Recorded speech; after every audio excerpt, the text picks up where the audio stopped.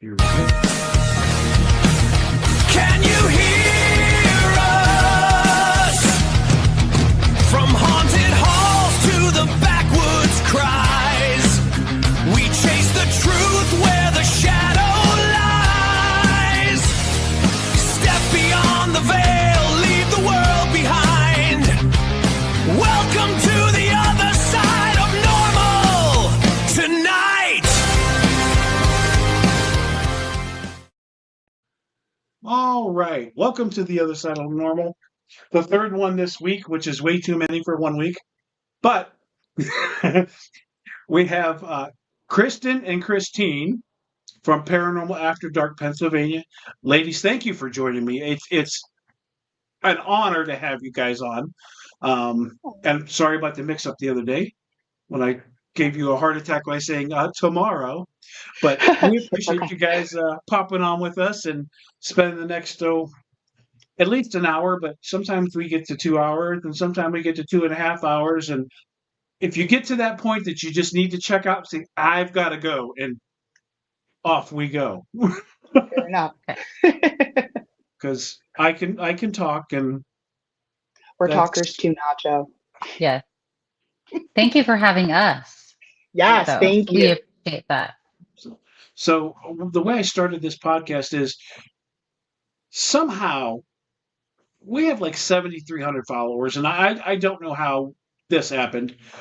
But we just in like 2 years we have 7,300 followers, and we never ask for followers. If there's a new group come up, we follow them and ask other people to follow them. Mhm. And then I thought, well, how can I give back? So anybody I see is, hey, you want to be on the podcast? Let's talk about your team and get you more exposure to people, and hopefully people will follow you. I don't make any money. Well, I don't want to say I don't make any money off of Facebook. I made $1.49 last month. Big spender. And that's because we have three subscribers at $1 a piece, and Facebook takes half of it. Of course they do. Yep. But my whole thing is I want people to be seen by other people so that we can build a community. I try to pick like-minded people, people that I know that are respectful in what they do and that really care about this. And I try to stay away from the people that aren't so nice. So thank you for being good. Probably a good idea. Thank you for being awesome. Well, I try anyway. So why don't you guys tell me about how each of you got into this? And you can fight over who goes first. But how did you guys get into the paranormal? So I've been doing this for 16 years. And the way I keep track of that is I go off of how long I've been married, because I started paranormal investigating right after I got married. We moved to South Carolina, Charleston, and my husband had bought me a new high definition camera. And so I went on a like an old cemetery graveyard tour, and I always knew spirits were real because when I was younger, I lived in a haunted house, like a lot of us, but I never thought it out, right? Anyway, I was 24, and oh no, I'm giving away how old I am. If you do the math. Anyway, and I went on this tour, and I was kind of being arrogant, and not Zach Bagans arrogant, but I was just like, okay, spirits, if you're really there, I got this new camera, and I'm gonna start I'm gonna start taking pictures. So show yourself. Like I was calling them out, and they delivered. So I have to share some of those pictures. We haven't shared any of them on our page, but I haven't seen them yet.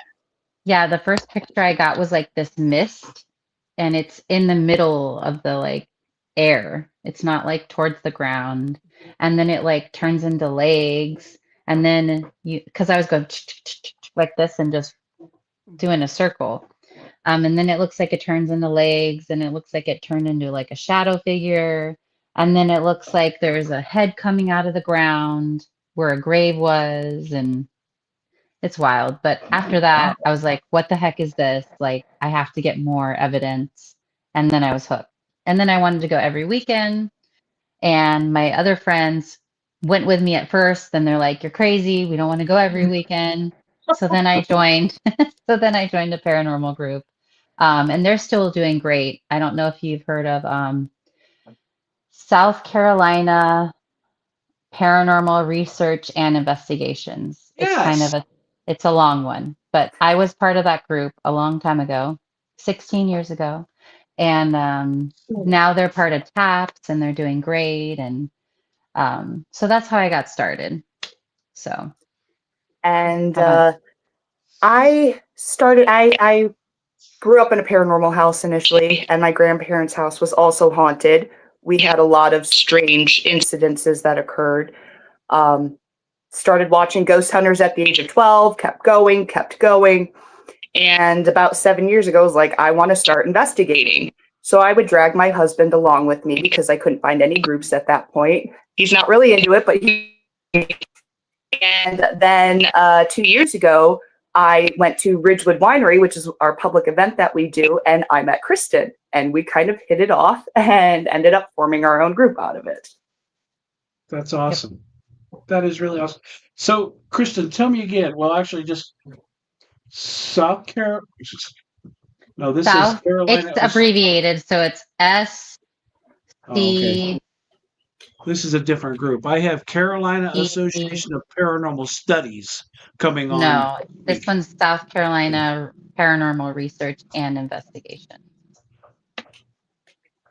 So I'll send you their page after if you want. I think we might follow them, but I was just thinking, man, would it be weird if I just met them and I'm going to have them on next week? That would be funny, yeah. Perfect. Perfect. So let's see. You said you like to go. You love to go every weekend, or you wanted to go every weekend at one point. Last year, Deborah and I investigated 44 times, which is almost every weekend. That's huge. When my children all move out, then I'll have time again. Yeah, exactly. I can't go every weekend anymore, but when they move out, I'll be able to. It was a blast, but it was exhausting. Yeah. So this year we decided to slow down, and we're only doing 33. Only. Still more time to Now, rest. The twist to that is we did not schedule one investigation this year. Every investigation we're on is a collaboration with another team. That's cool. That's cool. And some of them are duplicates with the same team, like Steel City Paranormal. We're going out with them 3 or 4 times. Hallowview, we're going out with them 3 or 4 times. So, but we used to have 10 people in our group, and now there's really 3 or 4 of us, and mostly only me and Deb. So you can't go to a lot of these bigger places just 2 people.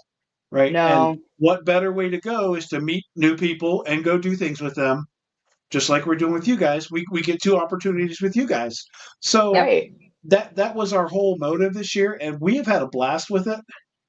And that might be our future. I mean, we're just gonna continue. I'm sure there's gonna be a place that we want to go, but we may just continue this, just collabing with everybody else.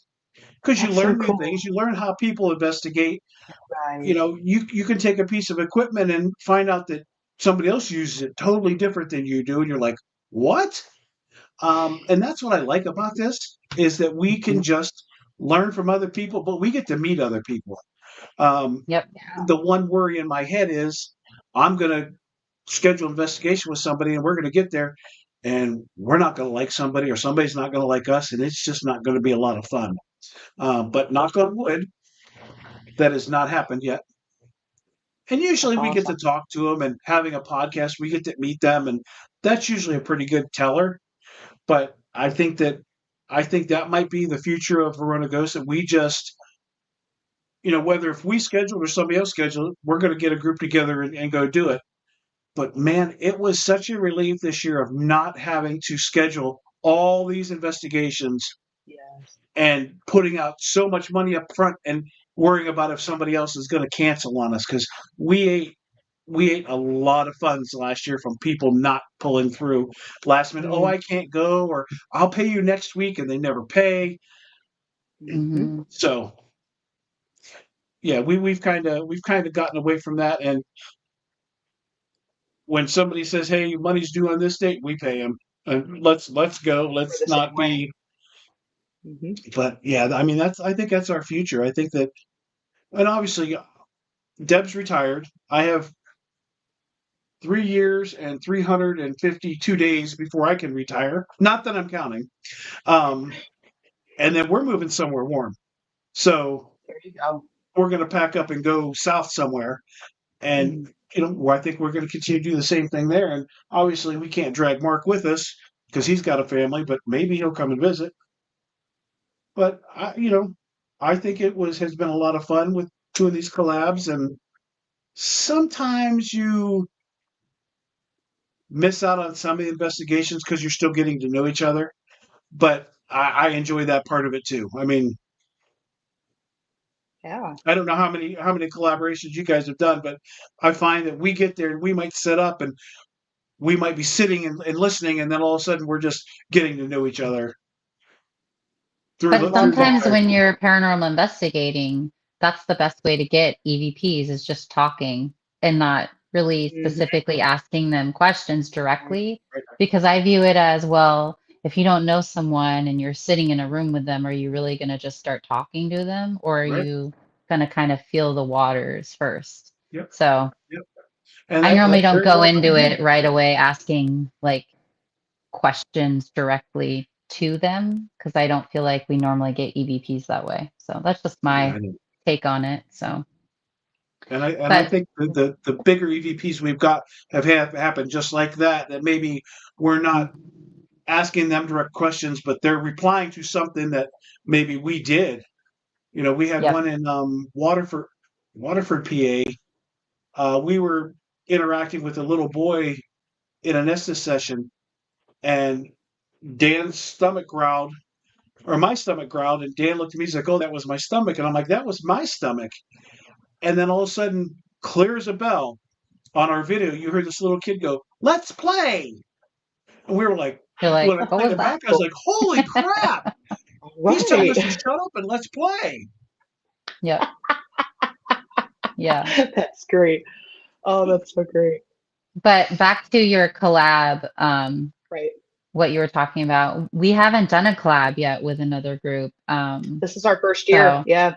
We're Awesome. So excited. Penhurst will be our first one with all you guys, with Steel City, with Verona, and I think there's a couple of other ones going. And Yeah. then we're gonna do a private location that we're not disclosing. And then we're doing West Virginia State Penitentiary. Yes. I've always Yes. wanted I'm to go there. I'm excited. so excited. So We have been there it's gonna 4 be times, awesome. and all 4 times they've been closed. Are you That's serious? Like crazy. we've never scheduled an investigation. Like we would go just to see Yeah. it, right? Maybe check it out and go Mhm. for a tour or whatever. Every time we've shown up, it was closed. Now we That's didn't drive there just for that. We were in the area, so and it's only an hour from us, so maybe an hour and 15, whatever. But Hmm. every time we go there, it's closed, and I'm like, Is this possible?" right. What's going So it on better not be here? closed when we go. Yeah. No. We want to plan a trip like maybe next summer or something. We want to get a tour because I've never even been to Pittsburgh. I want to go over there and I want to go to Ohio over there. There's a lot of Yep. haunted places over there, it seems like. So We The maybe spend a we list is lot can of ever time in growing. Ohio. hang out with Mm. everybody over there and you guys can show us all the cool Yes. places. So Yeah, so we spend a lot of time in Ohio. I don't have a reason why. It's just that it's where we go. Around Hmm. us, there's only so when I say around us, um, Hillview Manor is 45 minutes to an hour from us, which is cool. It's a good place to go. You're not allowed to video record. You're not allowed to go live. You're not allowed to do a lot of things, hmm. but it's still a cool place to investigate because it's very busy. Um, Right. and then there's like the Doss House, the Old Stone Jail. Um, Johnstown Masonic Temple. There's the Grand Midway. They're all within like an hour from us too, and those are all great Mm, places to go. Um, right. they're usually booked. I mean, if you don't book them early, you're not going to get them. And Hmm. Mm, I just told you we didn't book anything this year. So, um, but so we end up just going wherever somebody says, "Hey, do you guys want to go to this?" Or I lied. We did do one investigation. We booked one. I booked the Octagon House in Ohio for two okay. nights, and Jim and Danny from Steel City went with us one night, and then Mhm. they went home, and we stayed overnight, and then our friends from Southern Ohio Paranormal came up and joined us the next night. So we Awesome. did book one, but I do want to get there. I want to check out the Octagon really it, bad. it, Oh my gosh. it's always so active, Hmm. always active for us. I I think bet. we've investigated 8 times now, Wow. and we're going back. Wow. Well, they're having a Paracon Okay. in July, so we're going back for the Paracon, and we'll probably investigate after the Paracon. So That's so cool. We want to get out there. That's one on our list. Yep. it's a really cool place. I recommend it to everybody. Oh my And gosh. they We have will. everything. I mean, like we have shadow. I've got a great video on YouTube of a shadow figure peeking around the corner at us. You see Nice. the tripwire light up, the Hmm. little what do you call those little balls that got the lightning inside? You Oh touch yeah, them, Oh, that's like where they you the heat. touch it. plasma balls or Yeah. yeah. So the tripwire set up, that flashed, the person peeked out around the corner, and then it just went to this little poof of cloud of mist, and it just floated away, all in one frame. And I was like, Huh. Super "Holy cool. crap!" That's Um, crazy. we've had disembodied voices. Tommy and Hmm. I were up there playing with the cat balls one day, middle of the afternoon. We were the only one. This house sits in the middle of a cornfield, right? Right. We were the only ones in the house, like 4 o'clock in the afternoon, and I was playing with the cat balls in the window. I'm like, do the left one, do the right one. And for 20 minutes, I played with these cat balls. And I'm like, Tommy, come up here. And he comes up, and we play with him for another 10 minutes, and we were just cracking up. And then they just stopped. So we're Hmm. no longer investigating. We're just hanging out. And we're standing out by the balcony. There's a big spiral staircase, and we're standing out around the spiral staircase. And we were having a birthday party for Tommy's deceased brother there that night. Oh. And we heard this noise downstairs. And Tommy says, "That sounds like shuffling." I said, "No, Tommy, that sounds like a straw broom on the floor." It's whoosh, whoosh, whoosh. He's like, Mhm. "Oh my God, it does." He looks over the railing and said, "Who's down there? Are you cleaning up for the party tonight?" Clear as a bell, we hear with our ears, "It's me. Yeah." And we are freaking out because there is nobody in this house. Right. I mean, Wow. that's the That kind of is stuff that goes on in this house. insane. Oh, I want to get there. That's like Mid Orange for us. Mid Orange was that active when we went there, but we I've weren't never heard entirely that happy till with you it. guys told me about it. They Yeah, opened the well, door twice. Like, get out of here. Goodbye. That's Here's the that was crazy. door. See your way that was out. oh my gosh. Oh my That place gosh. was crazy. I saw two shadow figures. I don't see shadow figures I don't think I've seen a shadow figure in over a year. I was And like then two I went shadow off figures in the trying to same see where the shadow figure was. And then I have this rim pod doll that I got from Mhm. the UK. And she was in the cafeteria area. And of course, she went off the one and only time she's ever gone off. And I wasn't in there because I was looking for the shadow figure down the hallway. But that's my luck. So that's okay. Nachos are ghost magnet. If it's gonna happen to somebody, it'll probably happen to me. We When So we normally should get a somebody stick lot with of you. activity too. Yeah, we if normally I'm do, doing an Christine and estimation, I. it'll be like, go pull his beard, and always somebody's pulling, and I'll be like, feeling around, Ow. like, who is? First of all, I'm not a touchy person, right? So Right. I don't touch anybody else, and I kind of expect them to not touch me. But then, like, Yeah. somebody's pulling my beard, so I'm like feeling around to see who could be around me touching me, and there's nobody there. And then another time I was with Ryan from Trap Souls and the Ghost Hmm. Sisters. We went to the Bel Air house, and I was upstairs in the attic, and one of the ghost sisters said, "Go up and tap him on the leg or something." And I'm sitting there, and it's just dead silent, like nothing's going on. All of a sudden, somebody taps me on my knee. I pulled the headphones off and pulled the blindfold off, and I'm like, "Oh, I thought I was done," and there was nobody there. And they are just Wow. roaring downstairs. They're like, "Oh my god!" We've done stuff like that before. Like we only have one guy on our team, Mark, and we will mess with him a little bit. He'll be doing something in the other room. He'll be like, "Go touch Mark, go mess with him," or something. It's great. We love it. We love Be like, messing with something him. just grabbed my shoulders. Yeah, for real. Like, Yeah, yeah, it was Yeah, we kind of told it too. We don't do that's that to awesome. Alicia yet. We don't want to. scare her She's away. not, she's not ready for that. She's our She's baby getting there. ghost hunter. She's more Yeah. sensitive than she realizes, I think. And Mhm. I don't know if she knows how to deal with it yet. Yeah, we don't want her to get too freaked out, but she's No, done really no. good so far. So She's That's our awesome. photographer. She's always got the camera, so she's always taking pictures, and she's awesome. We love her. That's awesome. I am so bad at taking pictures. Like I We know. are too. we're supposed to take a group photo every time we go somewhere. We never Yep. take a group photo, and then I'll be like on the way home, and I'm like, "Son of a bitch, didn't we get didn't a take a group- group photo." Of I this." did that at Ridgewood.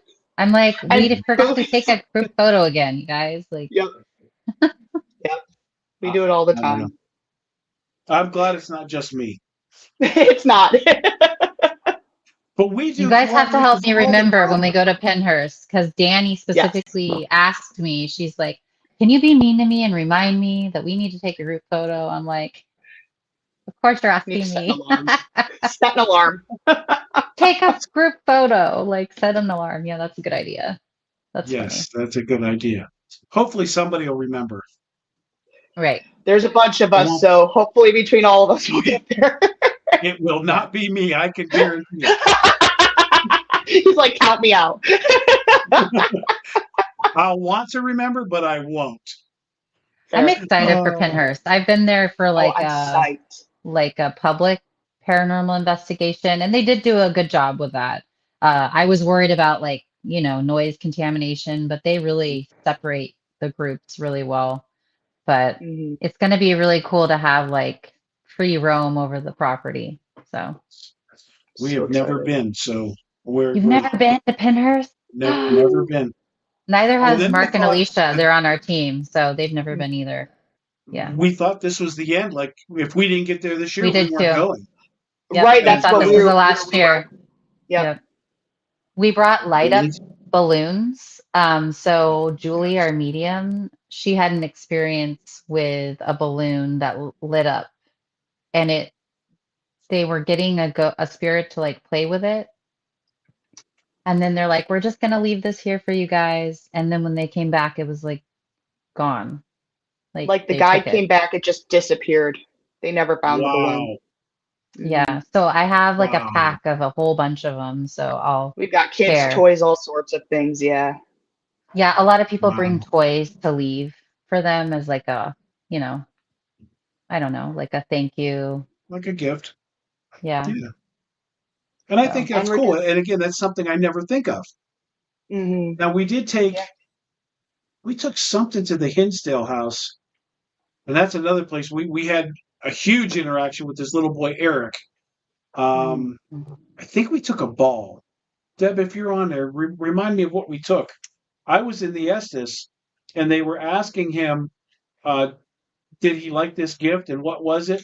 Oh, it was a duck. I think it was a rubber duck. And in the Oh. Estes, he told me duck. And when I said it, they were like all freaking out, like, holy crap. Wow. Yeah, it was a little rubber duck. Nice. That's yeah. so cool. I That's love the that. kind of stuff that just makes you just want to do this stuff so much more.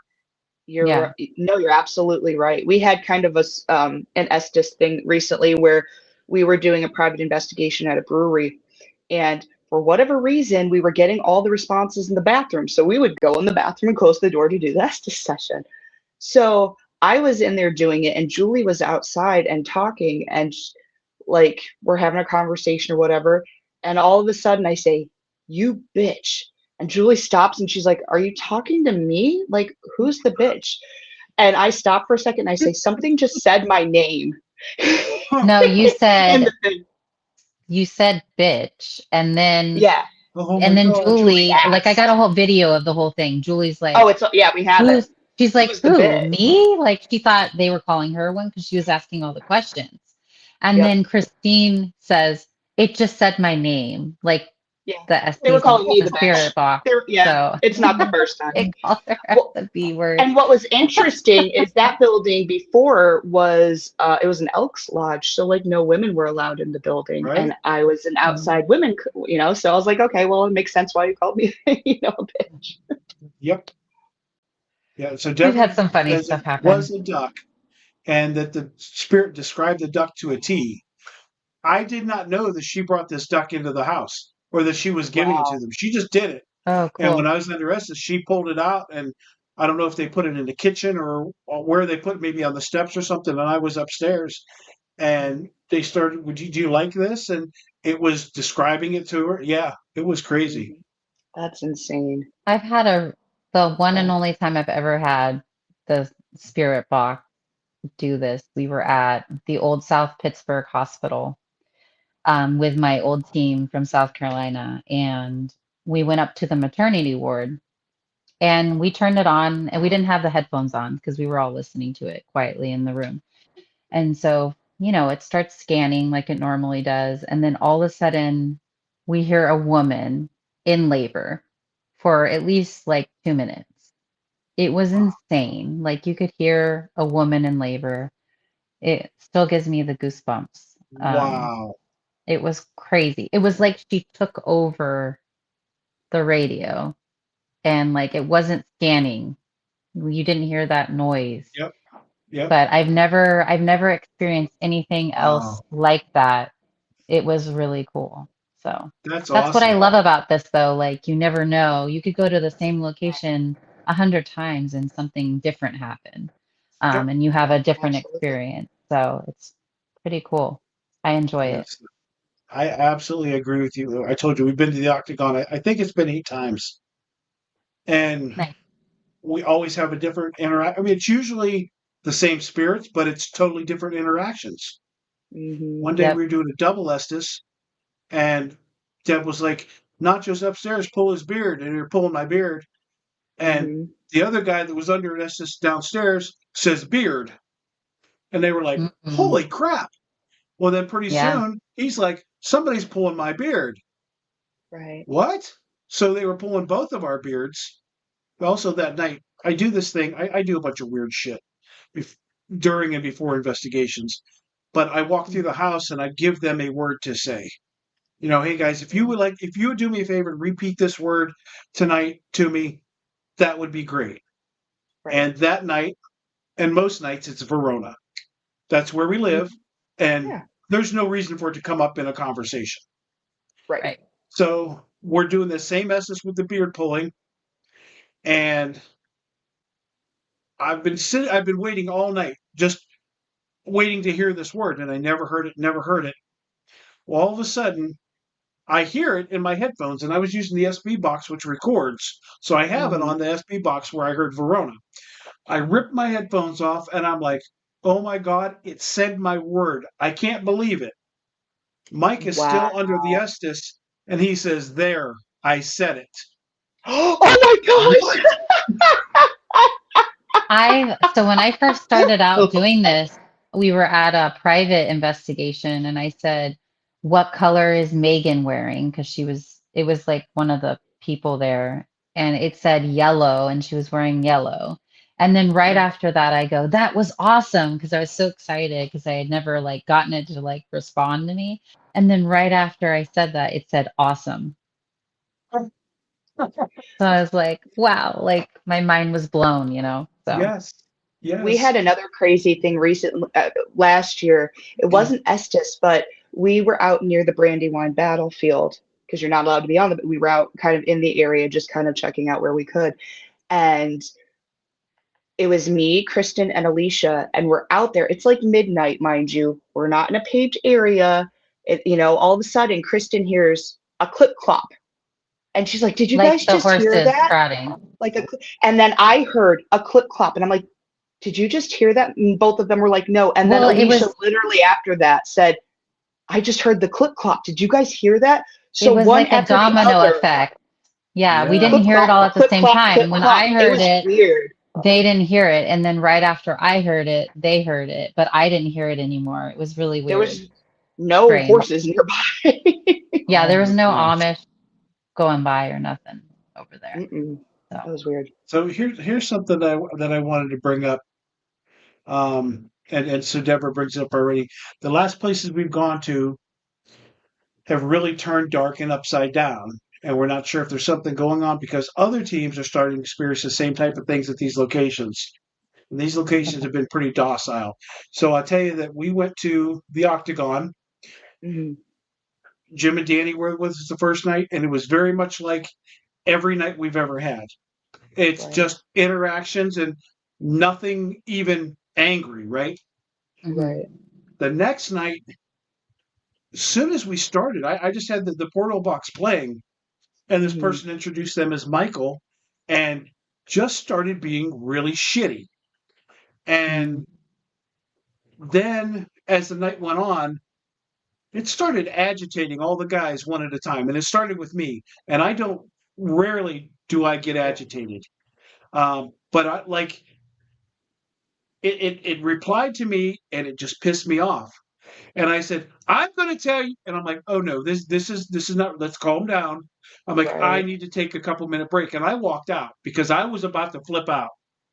because it was I went affecting outside you. Yeah.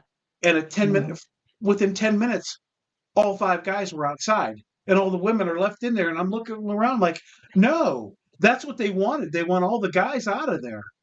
So one by Mm. one, the women started coming out and I went back in. And as I went in, I could just feel myself getting more agitated again. And I'm like, well, you're not going to win. And I just kept talking to this thing. And all Hmm. of a sudden, my throat starts closing up and I can't breathe. I'm coughing. I'm gagging. I'm gasping for air. And I can't get it together. Mm-hmm. Two guys come in with me at that point and they're like, just kind of like standing back. They're like, you okay? And I'm like, yeah, I'm fine. But I can't say it. I'm just like, yeah. And I'm fighting this.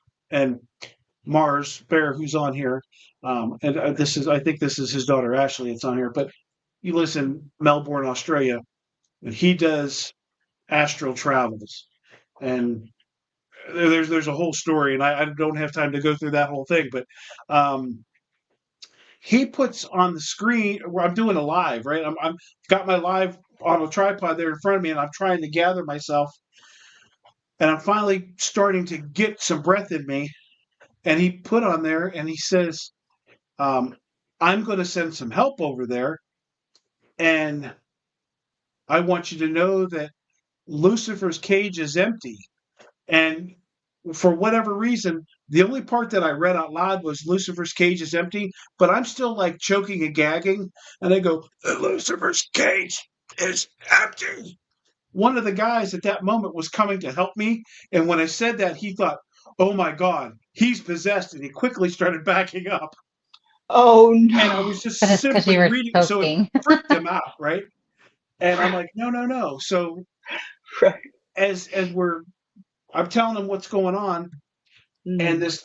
this Michael went to say something, and I think it called me an asshole, and I called it an asshole back, and then it said something, and you could hear through the portal box, it said something, and then there was this gasp, like something punched it in the stomach, and it stopped. And Mars said, whoever he sent there got this spirit and put him in Lucifer's cage, and you won't hear from him anymore. And we did not hear from him anymore that night. Wow. Wow. But That's that whole night crazy. turned really dark. And then Right. we went to a couple other places and things have been turning dark. And now, Mm-hmm. Alone in the Dark, they were just at the Ross house, and the Ross house got really dark, and it doesn't usually get dark. Mm-hmm. 2 investigations consecutive nights after that, it's becoming dark. So I believe that there's something happening in the spirit world right now Agreed. that is changing, and I don't know what's going on, but all these dark spirits are starting to surface right now, and there's going to be a boiling point to this, and somebody's going to be in big trouble at some point I because also it's have happening another more theory. and more.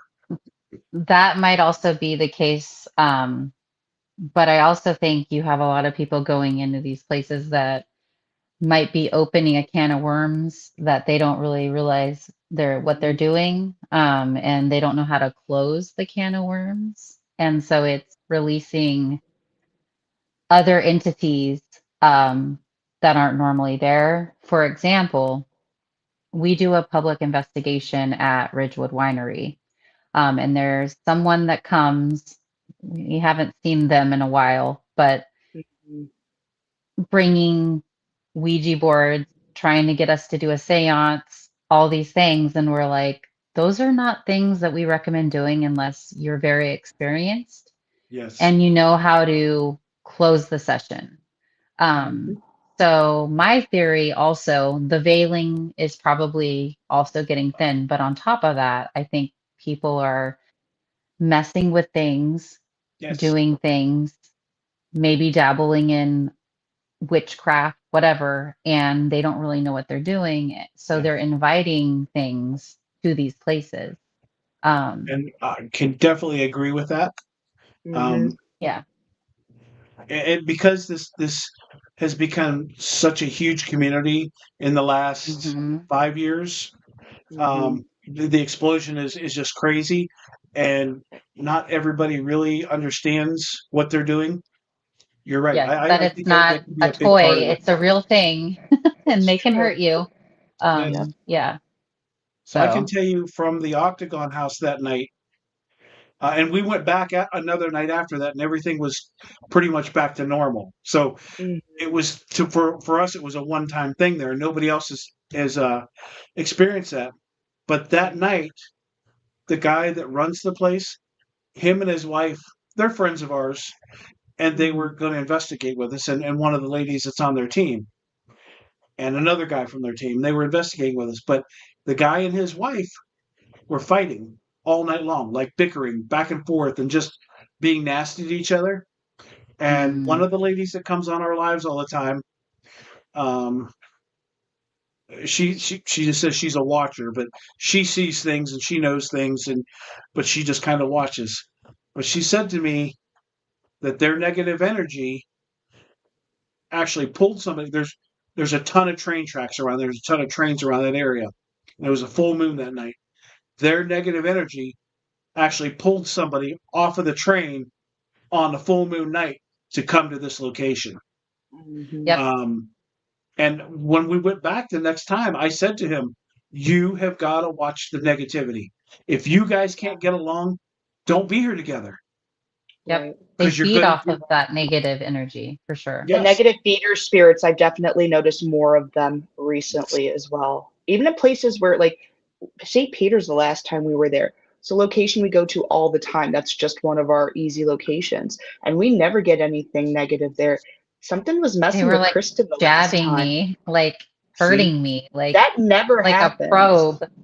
It was yeah, like a zzz, ow, like quit Yeah. stabbing me. What the heck kind of thing. So you I expect normally that get from certain I normally places, get right? touched, or Yeah. I feel like I feel emotions a lot, like anxiety, or I feel sadness for no reason before we go somewhere sometimes. Like I pick up on the emotion and then I get touched a lot is my thing. So Mhm. um I don't see them or anything. So Yeah. Yeah.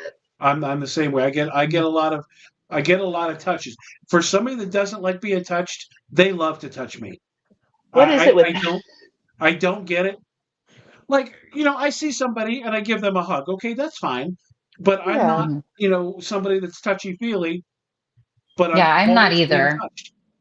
Yeah, And I it only feels so hug weird. like Like, close friends. I'm not a big hugger. yeah. So But they pick up on that. They're like, oh, this one doesn't like to be touched. And they let's touch just you. And jab them. They yeah, do. They do. yeah. I don't Yeah. understand. I don't understand. I guess they're every bit is or more in touch than we are. So Yeah. it makes Yeah. sense. It's like, oh, here's somebody I can mess with. Mm-hmm.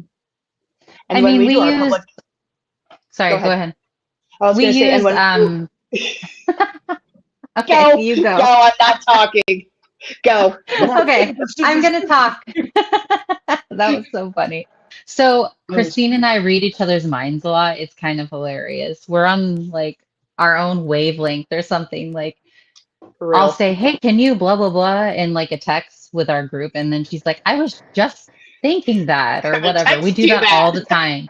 Or we'll like say the exact same thing. It's wild. But anyway, I was just gonna say like along with the like aggressive spirits, we always protect ourselves. We have a special spray that Christine uses, and one crazy thing that happened at Mid Orange, I had a necklace that I had ordered that has like protection, different like stones on it, and I specifically like thought in my mind, or I said to Christine, I think. You did. I don't know why, but I think they're gonna try to break my necklace tonight when we go to Mid Orange. It was insane. When I went to get undressed for the night, once we got back, it was dangling like someone had unclasped it in the back, Unclipped it. just like dangling and about to like fall and like just dangling there. I was like, what the hell? How the heck did something get it undone? Like, That's and the crazy. clasp Crazy. wasn't broken. There was nothing wrong with the necklace. It was wild. But I was just saying how we try to use forms of protection just because you never know what you're going into. Sometimes there might be Yep. an aggressive spirit. So, yeah. Absolutely. Yep. And So What we were went you to going to this say? place. I don't even remember what I was going to say, but I was kind of going off on a different thing for a second here. So I'm learning. I'm sensitive and I'm learning. So I'm not going to go out and just like read people. I'm kind of more trying to prove it to myself right now. Mm-hmm. And we had one weird incident recently where Kristen sent me a picture of West Virginia because we're going there in August. She's like, "Hey, like look at this." And I looked at her and I said, "There is a crawler on the third floor here." And I don't know where it came from, just there's a crawler. It was not even an hour later, Danny messaged her from Steel City and said, "I had a crawler incident," and sent us an AI image of the crawler that she saw from West It was Oh my Virginia. crazy. God, That Yeah. was weird. That was a weird that's one. hysterical. Yeah. So we went to this place called the Reliquary. It's the Reliquary Mhm. at St. John's, and we were one of the first ones to investigate there. And we had crazy stuff happen this night. Like ladies were chased up the basement steps, like they could feel it breathing on Wow. the back of their neck. Another Yeah. guy had left a recorder down there, an old tape cassette recorder down there, and he went to get it. And as he had his back toward the boiler room, he heard something running at him, and he turned around and yelled, "Stop!" And it wouldn't stop. He said, "I said, get the fuck back!" And this guy Mm. doesn't swear, and it did. It Right. stopped like right here, but he has all Mm. that on recording as well. But Deb was up in the sanctuary, and she had a necklace, just like you're talking about, with all these different protective stones on it, Hmm. and it actually exploded, and all the beads went all over the floor, like Jeez. Wow. somebody just grabbed it and ripped it off Just of her. ripped it. Mm-hmm. So I mean, That it's is pretty crazy that what they can do when they want Really to. want decide to. to show you that they're boss, right? Oh Yep. yes. And at Mid Orange we had the door opening incident. So it was the end of the night. At first we had to go to the buildings because we did it through Haunt America or what Haunt Rooms America. So we had to like go with them to the different buildings, and then at the end of the night they let us go for 2 hours to go investigate wherever we wanted to go investigate. Hey, Alicia. Yeah. Hi, Lisa. Um, we were in one of the residential buildings and we're going down the hall, and all of a sudden we have 10 people. I'm And leading the we're group. We've not got like 10 with people in our group. Christine. Of course, she Right. sees it first, I and did we're not even record. looking that way. It is on our page. I'm recording, and all of a sudden, the door swings wide open to the outside. And I'm like, "Did you just see that? The door just opened." And Kristen's like, "No." So we start I was heading like, down yeah, there. right. Yeah, right. I'm like, We yeah, got right. down there. It's a door that leads to the outside, and there's vines growing around the door frame and where the door latch is. So I pull the door really shut and I She tried start to debunk stomping it. around it. Yep. I'm like smacking the door, See if just it trying to get opens it on to its own. debunk. And it doesn't. And we back up for a second and And we're so I'm watching it like, for a can you minute. do that again? And of Yeah. course, I didn't get my camera out because what are the odds that it's going to do it right after? Well, 10 people are watching and the door swings open again. And at Yeah. that point, I learned I my go to try lesson. to close it, and I felt something rushing up on me. I actually pushed back Yeah. because something started rushing up on me, and I turned around. I was like, "Leave me alone," because it felt like something was trying to attach from it. So at that point, we're like, "Okay, we get you want us to leave, but we're not going out the side door with all these sticks. We'll go out the front door. We'll go out the real door. Yeah, it was We'll all go out the other door." overgrown and like gnarly Yeah, looking. that's So crazy. Yeah, and those vines were really hooking that door in there. It wasn't just the latch; the vines were holding it too. It was crazy. Wow. so after that though, the door stayed shut because when we came back from the other building, you could see that door and it We was checked still it. closed. Hmm. They just Wow. wanted us out of there. Yeah. Yeah, That's crazy. That is that was It was pretty absolutely cool. crazy. And then I don't We know went if to you saw the picture of at Mid Orange Correctional. We were in another building, and I don't know why, but I had this like desire, urge to take a picture of this one door. It was really cool and metal, and so I took a picture of that, and then I turned and took a picture of this other area for no apparent reason. Just something told me to take a picture. And then when we got back to the hotel at like 3 a.m., I'm like, holy crap, this looks like a dude, like a full-on guy standing full there. body shadow. wow. It was And crazy, I and was like, everyone in our no group one had was gone ahead. there. No Hmm. one was there by me. Yep, she So, hung and then, back. Awesome. haters gonna hate. This one guy was like, oh, that's a shadow from someone else. And I'm like, if Yeah. it's a shadow, there would be a complete shadow leading up to it. And it had Um, no feet. yeah, and it Why? doesn't have It had feet, no and it's feet. like a weird, like gray, Wow. opaque color. Like it's pretty Mhm. wild, pretty That's cool. crazy. So That is yeah, it's crazy. one of the best like shadow figure images I've ever gotten. So Wow. yeah, Mhm. Yeah, if you get a chance, go to Mid Orange, but don't do it through Haunted Rooms America. It was not very well we're organized. gonna rent it We go out. on We're our gonna own. rent it out We're talking, privately. yeah. Let We're us gonna know. bug We're Danny. Danny's gonna do it with us, and then we'll get a Danny's bunch the of people to magician. go. in. When we were at that reliquary, Yeah. we were doing this huge collaboration. I invited 20 people to go with us, different Wow. teams, Mhm. knowing not everybody would show up, but I think 18 of us showed up. Nice. That's a good turnout. Great. It got so dark and so eerie there that when it was time to lay down and go to sleep, there was 4 of us remaining. Wow. Everybody left. Wow. Me and I'd Deb, still be our there. teammate Mark, Yeah, and his right. daughter, we stayed. Everybody else was gone. And look, I don't judge anybody. It's Yeah. Yeah. if it's time if something tells you it's time to go, go. Oh, there you Mhm. go. Yep. Use your cat ball. Yeah. They agreed. If Woohoo! something's telling I you was it's time to hoping go, something go. would go off. Now, that's a new girl. Woohoo! She hasn't done much, so that's pretty awesome. Thank you. I appreciate that. What's her name? You're just gonna call her the new girl? Well, She's having so this is Samantha. light up the ball if you want Nacho to name you. How about that? There you go. You want me to tell what your names are? You got to light a ball. Oh, you gave her a name already. Okay. I have. They've all given me their names. Oh, Oh, I love So that's that. Samantha. This is Tommy. This is Molly. Now this one is like I said. I've only had her a couple weeks. And when she was given to me, the person that gave Cindy Coon from the Ross house, and she's like, "I am not claiming that she's haunted at all." And I'm like, "Cool. I'll just Right. take her." Yeah. And as soon as I got her, I asked her what her name was. We were actually at a Paracon, and I took Molly with us, so I set Molly up next to her, and I had the portal box going.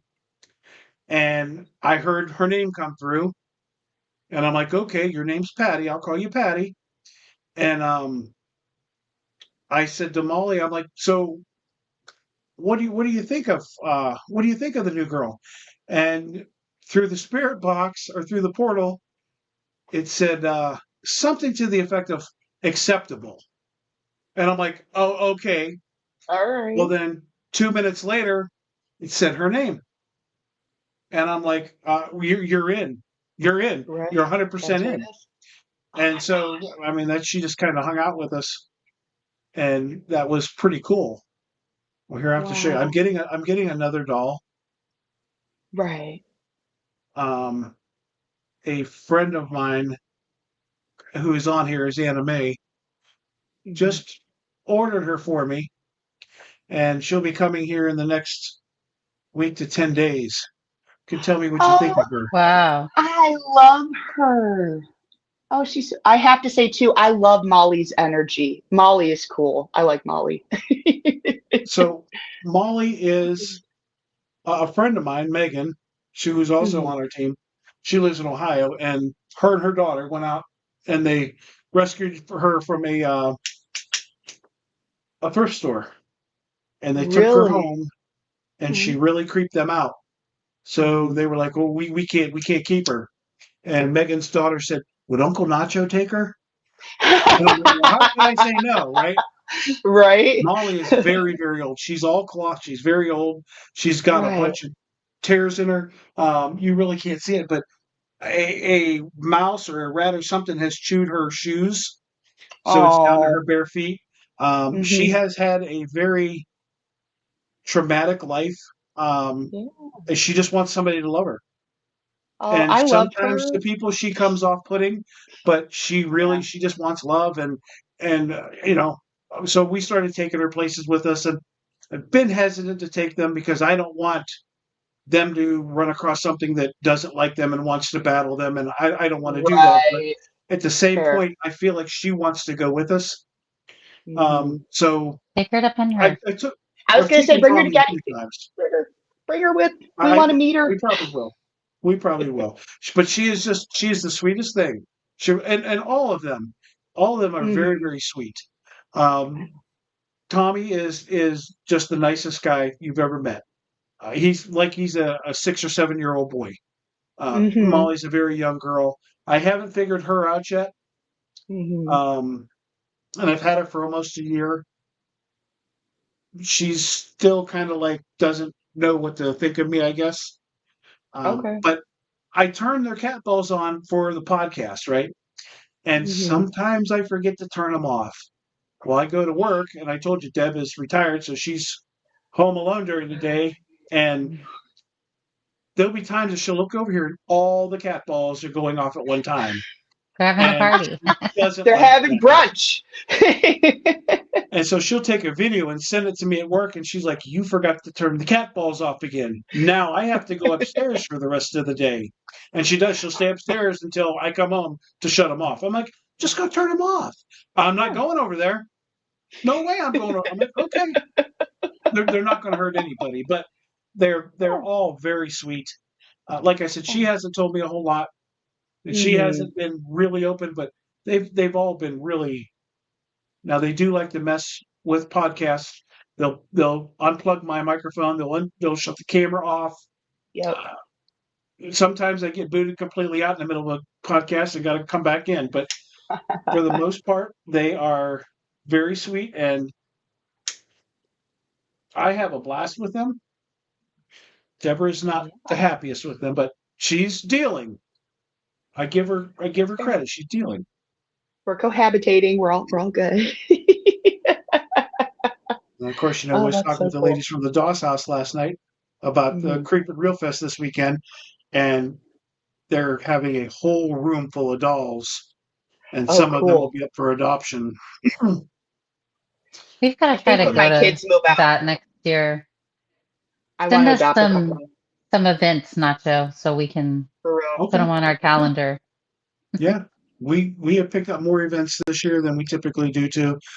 And I said we weren't going to do any vending this year, and we've done Mhm. quite a bit. And I think we still have two 2 or 3 more to go. Funny how Yeah. that always happens. You say you're not going to do it, and then So our goal is to do Paracon at Pinhurst next year. We got to have Mhm. Christine make some merch, and we're going to work Yep. on that. So Awesome. So Susan is our friend from across the state, and Oh, she said Samantha was originally an estate sale and ended up at a thrift store before being rescued. That's how she ended up with the ladies from the Dawes house, which is how Mhm. I ended up with her. Cool. But Susan's very familiar with this doll, which is crazy to me because we're friends and how she knows the evolution of this doll and I just end up owning it. That's so that's pretty crazy. cool. But Hi, Susan. hopefully she'll Thanks for open up. tuning in. She loves That is Susan. so I cool. wish that it. Oh no, you don't, Deborah. No, you don't. So She'll hang out all with right. her doll. So Here's she can use it another on story. Notch. Okay, Just kidding. Deborah at one point before I knew her ordered a voodoo doll on eBay or something, Mhm. and she got this voodoo doll and she just left it in the box and left it packed away for years.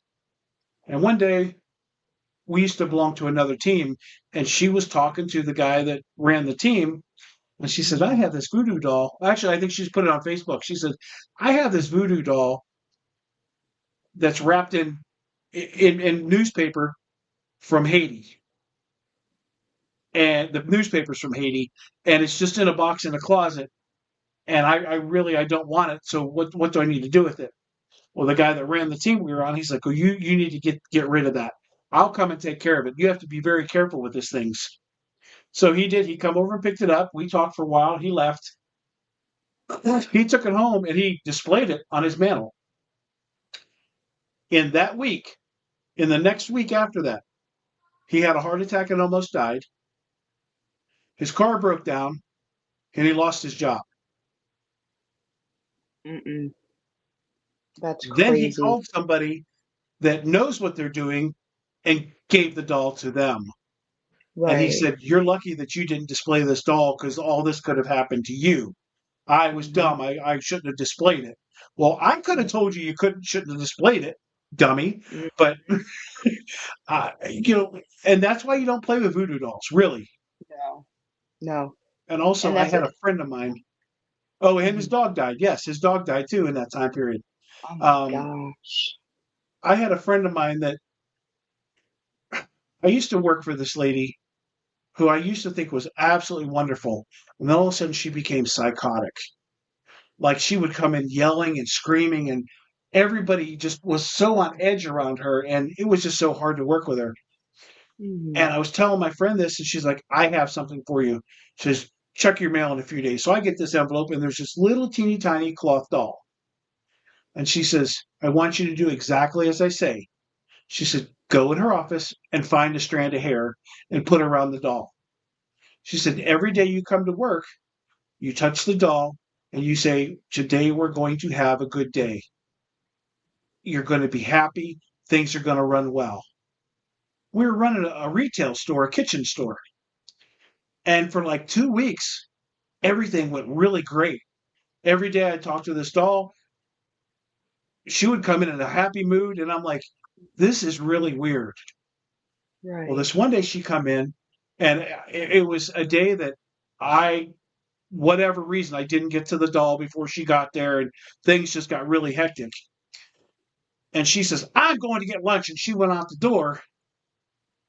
And as she went out, she slammed the door and this doll fell over on my desk. And I'm like, see, that's what you get. I picked the doll up Mhm. and put it back. Within 10 minutes, I got a phone call from the place she went to have lunch that she fell and destroyed her knee and needed to have surgery. And she was out for months. Oh my And I'm like, God. Wow. oh my God, did I do that?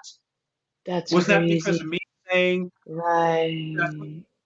So I immediately called my friend. I said, how do I undo this? She's like, just remove the hair, tell Right. her we're done. And, Right. and I never played with it again. because I Right. didn't really know what I was doing. It worked for what I wanted it to, but even the slightest mistake, no, Mm-hmm. no, No, I'll never no, do anything like that again. nope. And I never told her about it, Right.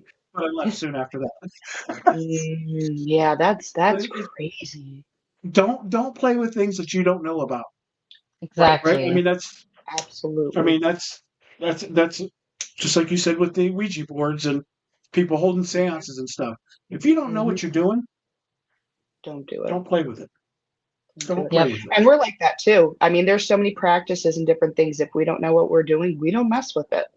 You have to learn how to properly and respectfully handle things. Yep. Now, if there's somebody there that knows what they're doing and Right. can tell us, maybe, Right. yeah.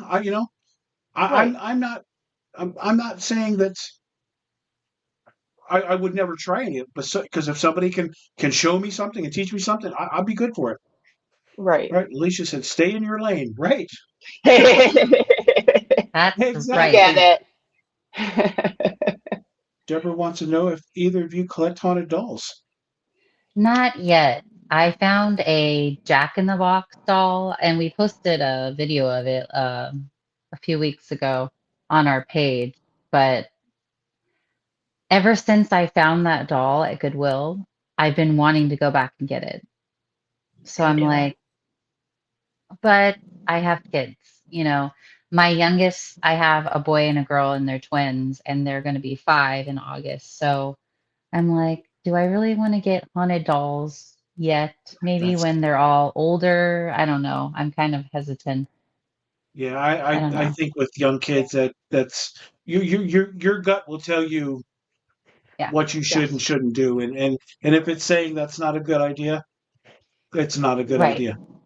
I think No. once they're all older, that's a different story. Like my 11-year-old, she's wants to go investigating with me, and I've taken her like to Saks Fridge and Gettysburg, and that's about it.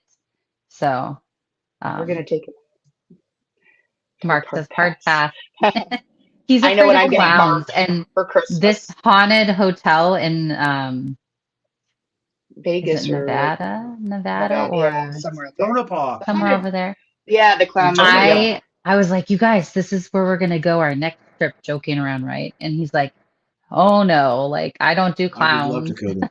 I would love to I'm go not. there. I think that'd be Yeah, I cool. think it looks cool. So Yeah, yeah. And that's kind of like my yeah.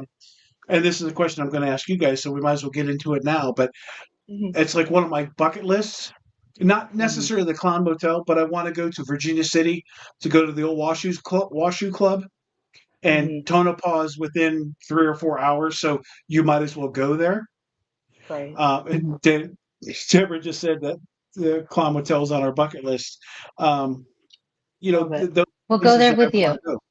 I want to go to the Old West. I want to go out there and check out Virginia City and all that. And Hmm. we gotta go. So I mean, Yeah. that's something that we're definitely gonna do. I don't know when we're gonna do it. I'd love to do the Sarah Winchester house, but Hmm. who knows? The Stanley Hotel. I would love to do that, Yeah. but Yes. Yeah. you're only going to be able to rent one room there, so you better Right. pick a good room. But Hope the there's lots best. of places to go, and so that's my question to you: is you guys have any? Person, give me the cliff notes. Um, um, what are your bucket list places? Where do you desire to go, or any place that just calls to you and says you have to go there? You go first, Christine. I'll go. So I have one in the U.S. and one international here. I'll go with both. So Salem is a very big one for me. Uh, I was my eighth great grandmother was one of Yeah. the Salem witch trial victims, and like, oh, Oh, did she go?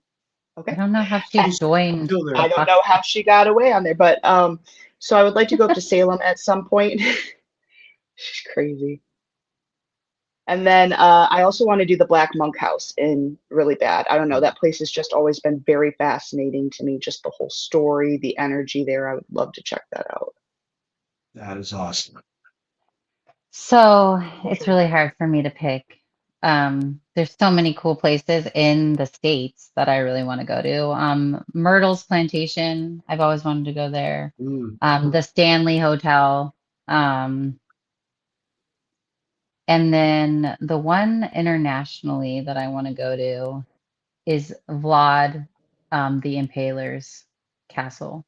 I would love, love, Yeah. love, love to investigate there just because, I mean, it was brutal. He would Yes. decapitate his enemies and put them on a stake out in front of the castle in order to intimidate his enemies. So, Yeah. uh, and I think Dracula is based off of him, I'm pretty sure. So Yeah. too. So, hmm so I, That's pretty cool. if I ever become rich and famous for this, and they allow me to investigate there, which, because you have to get special like permission. They're not going to let just any Joe Schmo in there. So So you can just walk you in. have to be important to be able to investigate there. But that's my dream. I would love it. So, what about you? I What's ever, your if I bucket ever list go to besides Europe, the Clown Hotel? I want to go to the old Ram Inn in England. Yeah. It's just it's so I always feel stupid when I say this. I want to be scared by something. Nothing Right. nothing has scared me, right? Nothing has scared me. Nothing has put in my fear, fight or flight. I need something. I told you I've been through a lot and I've seen a lot in this world, and there's just not much that can scare me. I want to be scared. Right. Um, and I think something like that. Now, I'm not going to go just search every deep, dark place and look for a demon because we don't even need to get into that. But a Right. place that is known to be dark like that and has the histories of it, um, definitely, I feel like that could scratch my itch, right? Um, Right. I don't know if it will, and I mean I could just go to a random place that I don't expect it and something like that. But that's I don't want to say that's what I'm waiting for, but that's something that I need, right? I need something Right. to scare me. I've only had So like one thing scare me. what was it? Um, so they say it's sleep paralysis, blah, blah, blah, but I've never had it any other time in my life, just the one experience. I don't believe it was sleep paralysis. And I wasn't, anyway, I was staying at my mom's house in California when she lived there, and her roommate dabbled in witchcraft, and I don't think she knew what she was doing. She also had a roommate die because he accidentally overdosed. Um, anyway, I'm staying in my brother's old room, which is now the guest bedroom. And I was like taking a nap that day or something, which I don't normally nap anyway. Um, and I'm laying, like, I woke up, I was awake. I was not sleeping. It was not a dream. I could not move. I could not talk. I couldn't do anything. So I just imagined in my mind, get the F off me. And like, I imagined like beams of light just pushing it off. And eventually, what felt like forever, it's got off me. And then I could move. And it was just, I was paralyzed. I was Yeah, literally paralyzed. So it was probably only like a minute or two, but it felt way longer than that. like That forever. was scary. That was Yes, scary. It That is. scared yes, me because you have no control. I had yeah. zero control. And I'm very much like to be in control. I like to be, I plan everything. Um, and it takes a lot to scare me. Hmm. Just like at Mid Orange when the door did Mm. open and I was like, okay, can you do it again? And I Yeah. wasn't like, oh my God. Like I was like, yeah, right. Yeah, right. Like, or I said, oh yeah, okay, or something like that. We But think the spirits at Mid Orange were upset because they were trying actively to scare us and they were not getting the response that they wanted yeah, from us. And that yep. it could totally be it. Yeah. Mhm. So I'm usually calm. It takes a lot to scare me, but that freaked me out. Being held on the bed and not being Oh, able to move. That was scary. Right. There was one other time at Pinhurst. It didn't really scare me. It just caught me off guard and like startled me because it's like, if you're in pitch black and then something jumps out at you, it's gonna scare. You're gonna be like, oh my mhm. God, what was that? So I was doing an Estes method, and one of the buildings that they were doing work on, they were like renovating it. And so I sat on this old painter's bucket because I we had been walking for hours at that point, and I was tired. So I sat on this bucket, and I'm doing the Estes method, and just like tuning into it. And then when I was done, I took the blindfold off, and something flew at me like a big shadow thing, like right when I opened my eyes. Um, and then my friend that was with us said she saw something fly across the room. So Mm. that that kind of, made me jump. So, but I wasn't like, oh my God, I'm gonna run out of the room. I was like, what the heck was that? Or I think I said probably a cuss word or Uh-huh. two. Huh. But yeah. Have you had anything? Mark is sharing when we were at a brewery that we Yeah. investigated. Um, Kristen. he had he was tuning in Oh during the yeah. Estes method, and he had claws like in going into his shoulders, and like he Mhm. could see them like with his eyes closed, like they were coming into his like almost like But, I don't know, like he was picking up on it kind of, and Mhm. he felt something grab him. That freaked him out. So yeah. that's I scary, could get behind that. Yeah. right? For real. And we did the funeral. We've done like a funeral home before as well. That one wasn't. That one wasn't too dark. That one wasn't bad. It wasn't Um, scary, but there was definitely weird stuff happening there. there was weird vibes. There was definitely weird stuff, but there was nothing like super dark. No. Um, and I can't think of any instances. The only time I've ever been startled by a spirit, I think, was the whole thing. So my husband and I stayed at a room at St. Peter's uh, Inn. It's called the Stone Room, which, of course, Stone being a con, all that stuff just didn't help it. We go in there, and I go over to the other side of the bed, and there's a door with a closet there that has like one of those little luggage things in between because it goes to the next room.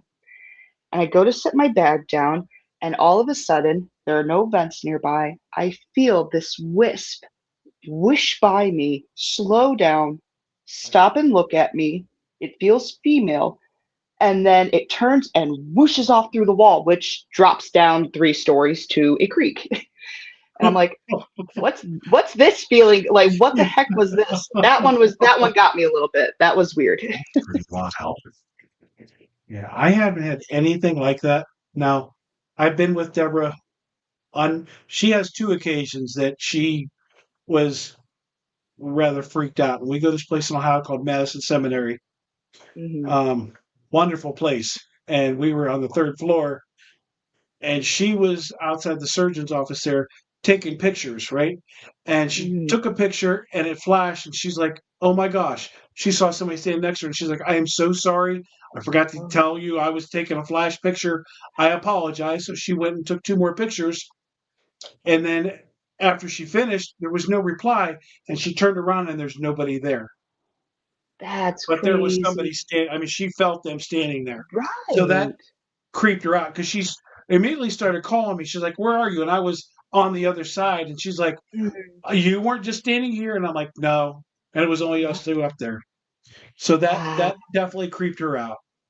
And then Right. the other one was we was at the Ohio State Reformatory, and we did a public there, and there just weren't very many people there. Hmm. And so, we've got our Verona Ghost shirts on, and people are looking at us like, "Oh, these guys are the professionals," and we just kind of like chuckle, like you have no idea. But Yeah, of course. so we stopped down in the bullpen to get a bottle of water and hang out for a minute, and then we were headed off. And I always say they're kids, young people. They're in their early 20s. They were like, "Hey, can we hang out with you guys?" Well, we're like, absolutely, you want to learn, we'll teach you, you know. Like what happened to And us. We do there that was too. two young girls that was there, and the one girl was Amish. Now she wasn't in her Amish gear, right? But she was Mhm. Amish, very polite young lady. And the other girl's name is Ashley, and Ashley is still our friend, and she follows us and Mhm. usually comes on our lives and stuff. So we're going all over the place, and we finally get to what's called the Jesus Room. If you saw the movie Shawshank Redemption, that's the Mm. Jesus Room from that movie, and there's Okay. Jesus is painted on the wall, and we're just sitting in there, and there was rows of seating. There's a big screen with a picture of Jane Mansfield on it in the front of the room, and there's a row of Mm. chairs that's like 6 chairs, a walkway, and 6 more chairs, and then behind it is 2 rows of stadium seat or theater seating that's not bolted to the floor, but you could sit in it, and that's Deborah and this other girl sat back there. The Amish girl sat in the front row, but on a different side than me, and we Mhm. started hearing noises, and Deb's like, front of the room, the left-hand corner. And so I'm just kind of like looking around. And so I get up at the camera and I'm panning around and we're asking questions. And all of a sudden I heard this noise and I just could not comprehend what it could have been. And then all of a sudden I hear Deborah and this other girl, Ashley, scream. And I spin around and they're both standing there. Whatever this was rushed from them from behind, hit the back of the theater seats, and pushed them both to a standing position. That Okay, is first of all, I'll tell you, crazy. Deb is not a little girl, right? And it pushed Okay. her to a stand, and the other girl wasn't a little girl, and it pushed them to their feet. Wow.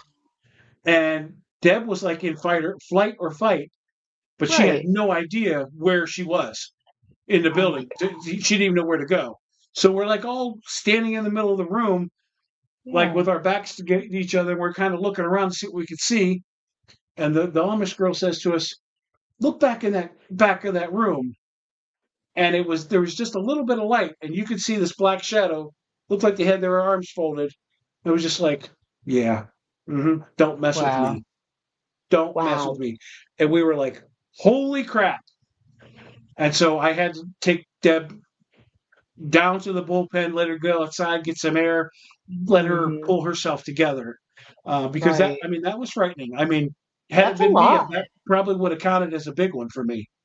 So Yeah. she's had a couple big ones, but that was Goodness. crazy for sure. I'm still waiting to see a shadow figure. Come on, spirits, make it happen.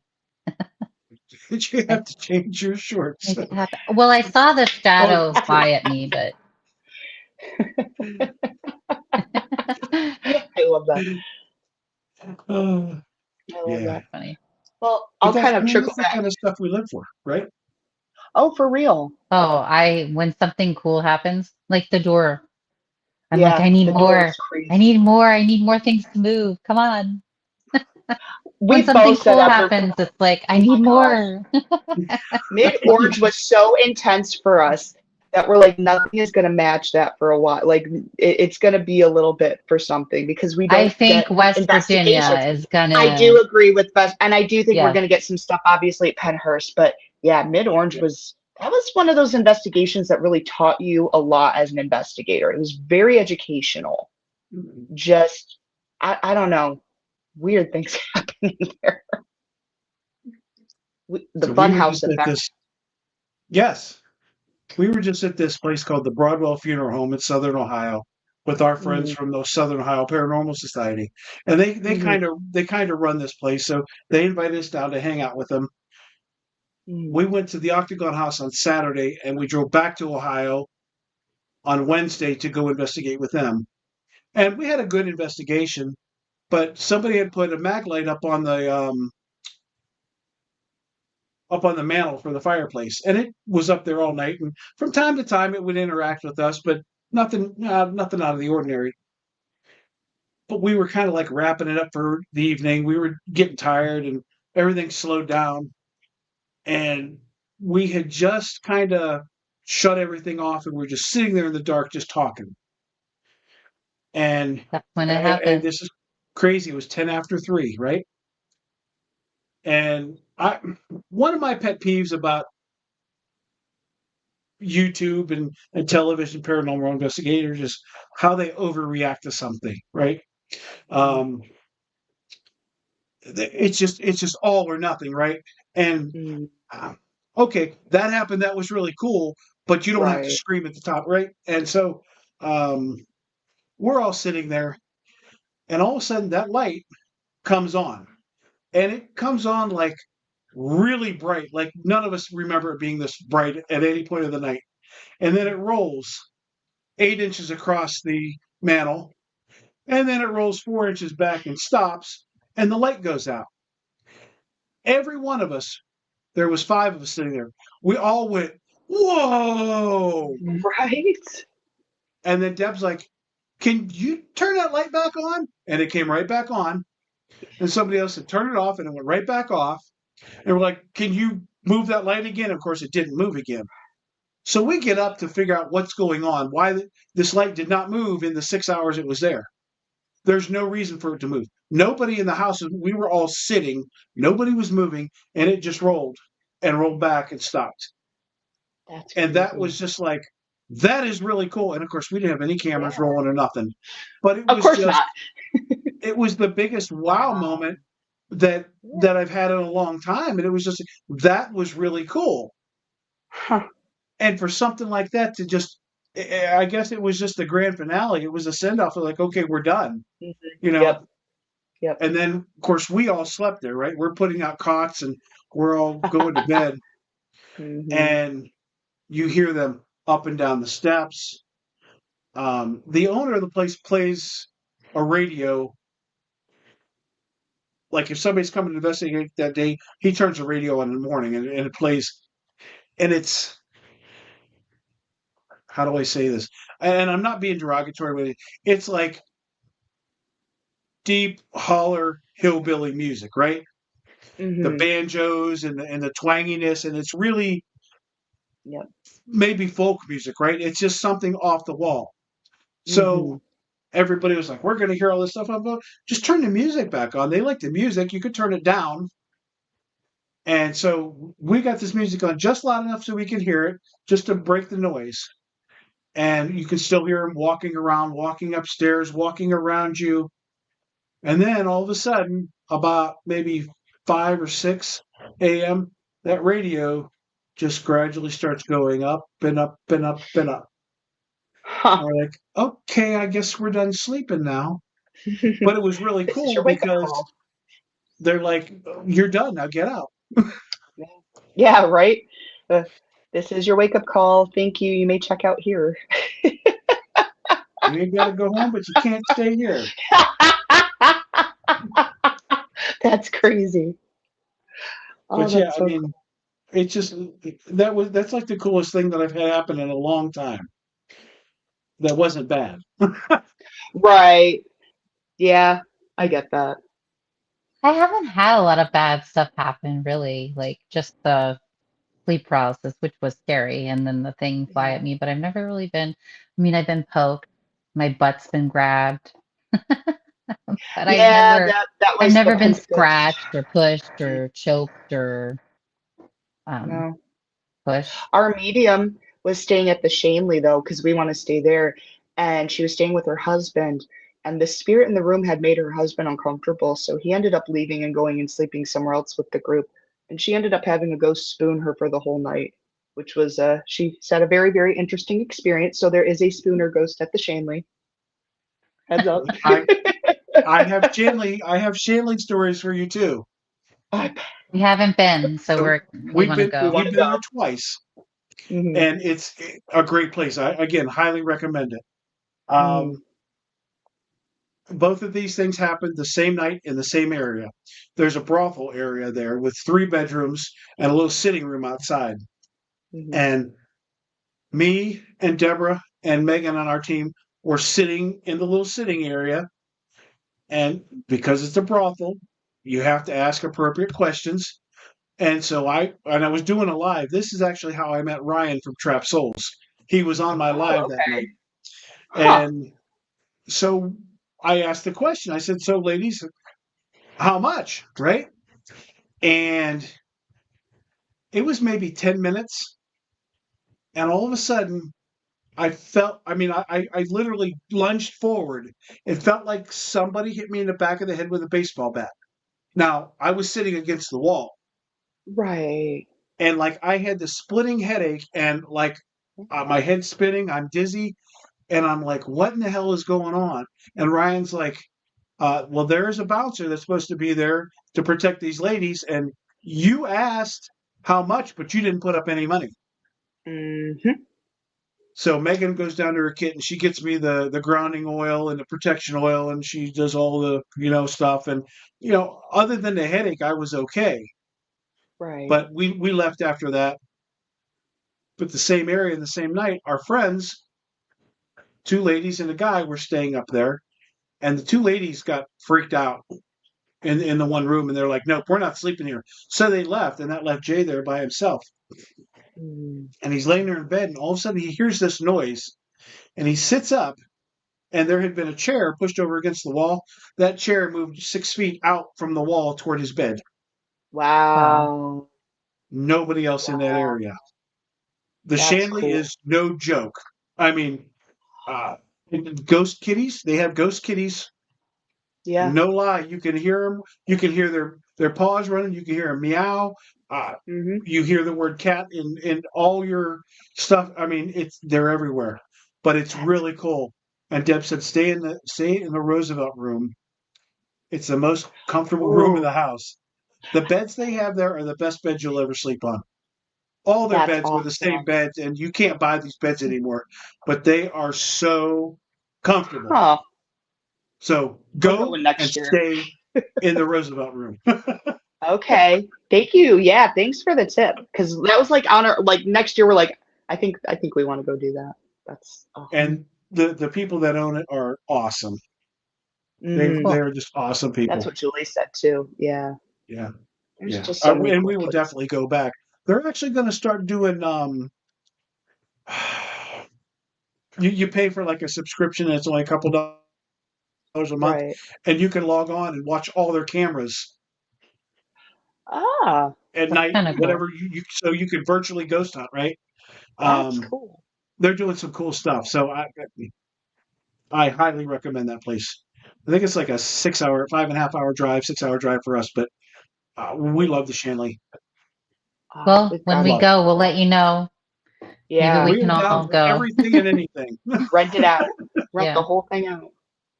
Yeah, yeah. Because it's I a know really Danny cool wants place. to go too again. So Yeah, it is. It's really cool. Mark says he is so in for that. He's like, let's go. Alicia We want says to I'm go sure do Mark will sold. definitely get a ghost kitties. response out of the Yes. brothel. Yes. Watch out for that Definitely. bouncer, Mark. He'll get you. So, Right. Mark, if you ask how much, throw some money on the table. Be Go careful. with an offering of money, unless you want to be hit in the head. Right. Bring Deborah some said, "Let's money. go." Let's go. All right, let's plan it. Sounds good. I Sometime like next it. year. So I can't believe we're So, almost how like about halfway through the year. I know yes? we need to start Yes. planning our trip next summer for Pittsburgh and then into Ohio. Right? Oh, Frank, we'll have to remember that. Yeah. I also really want to take a trip up the coast and go to like haunted places along the East Coast from Hmm. Pennsylvania and then make our way to Salem is Yes, sounds really cool to me. So So we'll I get just that. had two brothers paranormal on Sunday. I think Monday, Sunday, Mhm. Sunday. Jeez, and they're from Connecticut, nice. and Mm. so they've got a good list of places to go. So get hooked up Perfect. with those guys, and they can tell you where Yeah, to go. Yeah, sweet. Okay. and that's Yeah, the we're other thing always about doing adding. this and meeting all these people. You learn Right. everything, right? You Right. learn That's all the yeah. places to go, and people tell you on the slide, "Don't go here because of this," or "Don't go there." They'll Hmm. give you all the good information. Yep. So Oh, it's the whole paranormal community has been wonderful about that already. We've looked into places and they're like, don't go here, it's too expensive, whatever. Everybody's been wonderful. yeah, Mhm. And there are places that are expensive, and I don't mind if it's expensive as long as Right. they're taking the money and doing some upkeep on the houses. And Right. that's it. Right. I never name names, but there's one place that has had the same broken windows for 5 years, and Hmm. they Uh-oh. are a major hotspot for this, and they're making tons of money. Fix the damn place up. Right. Yeah. That's It's just respect for the building and the history. yes. And if you're not taking care of it, you're just in it for the money. Yeah. Exactly. Yeah. Exactly. That's one thing that I like about Pinhurst. When I paid to do like the public paranormal investigation, I thought, like $100 was kind of a lot, but I don't think it was overpriced because by the end of the night, you are tired. Like you walk the whole property. They include a Right. lot of the buildings, and you can see when you go, they're trying to restore a lot of it so you can safely go in these buildings. So Right. a That's lot of it they important. leave creepy on purpose, Sure. but like, And you you know, can have that, but make sure everybody's going to be safe. right. And you Yes. can have. Listen, I love creepy places. I also love places that are absolutely immaculate and gorgeous that are haunted Right. too, right? Hmm. But if it's going to be creepy, it should be to a certain degree and not be unsafe with a bunch of busted out windows and you know Right. Right. so here's and I don't know how closely you guys follow all this stuff. um and I read it. I don't really get into it much, but like I think it's called the McIntyre Villa that was just sold. Hmm. And Yep. it was sold to some corporate company, right?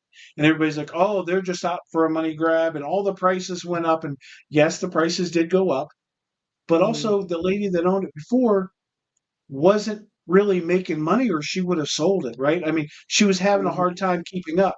So if somebody's going to come in Right. there and restore the house to the way that it should be, and they're going to spend the money on it, I'm okay with paying a little bit more. And also, they're Agreed. going to take that house now and they're going to make it into a bed and breakfast. So more people Cool. can enjoy the house, not just us in the paranormal. Does it Right. suck for us in the paranormal? Sure, but this shouldn't be about us. It should be about the spirits and it should be about the locations. And if they're going to fix this place up like they say they're going to, Hmm. and they're going to open up to more people to be able to see it,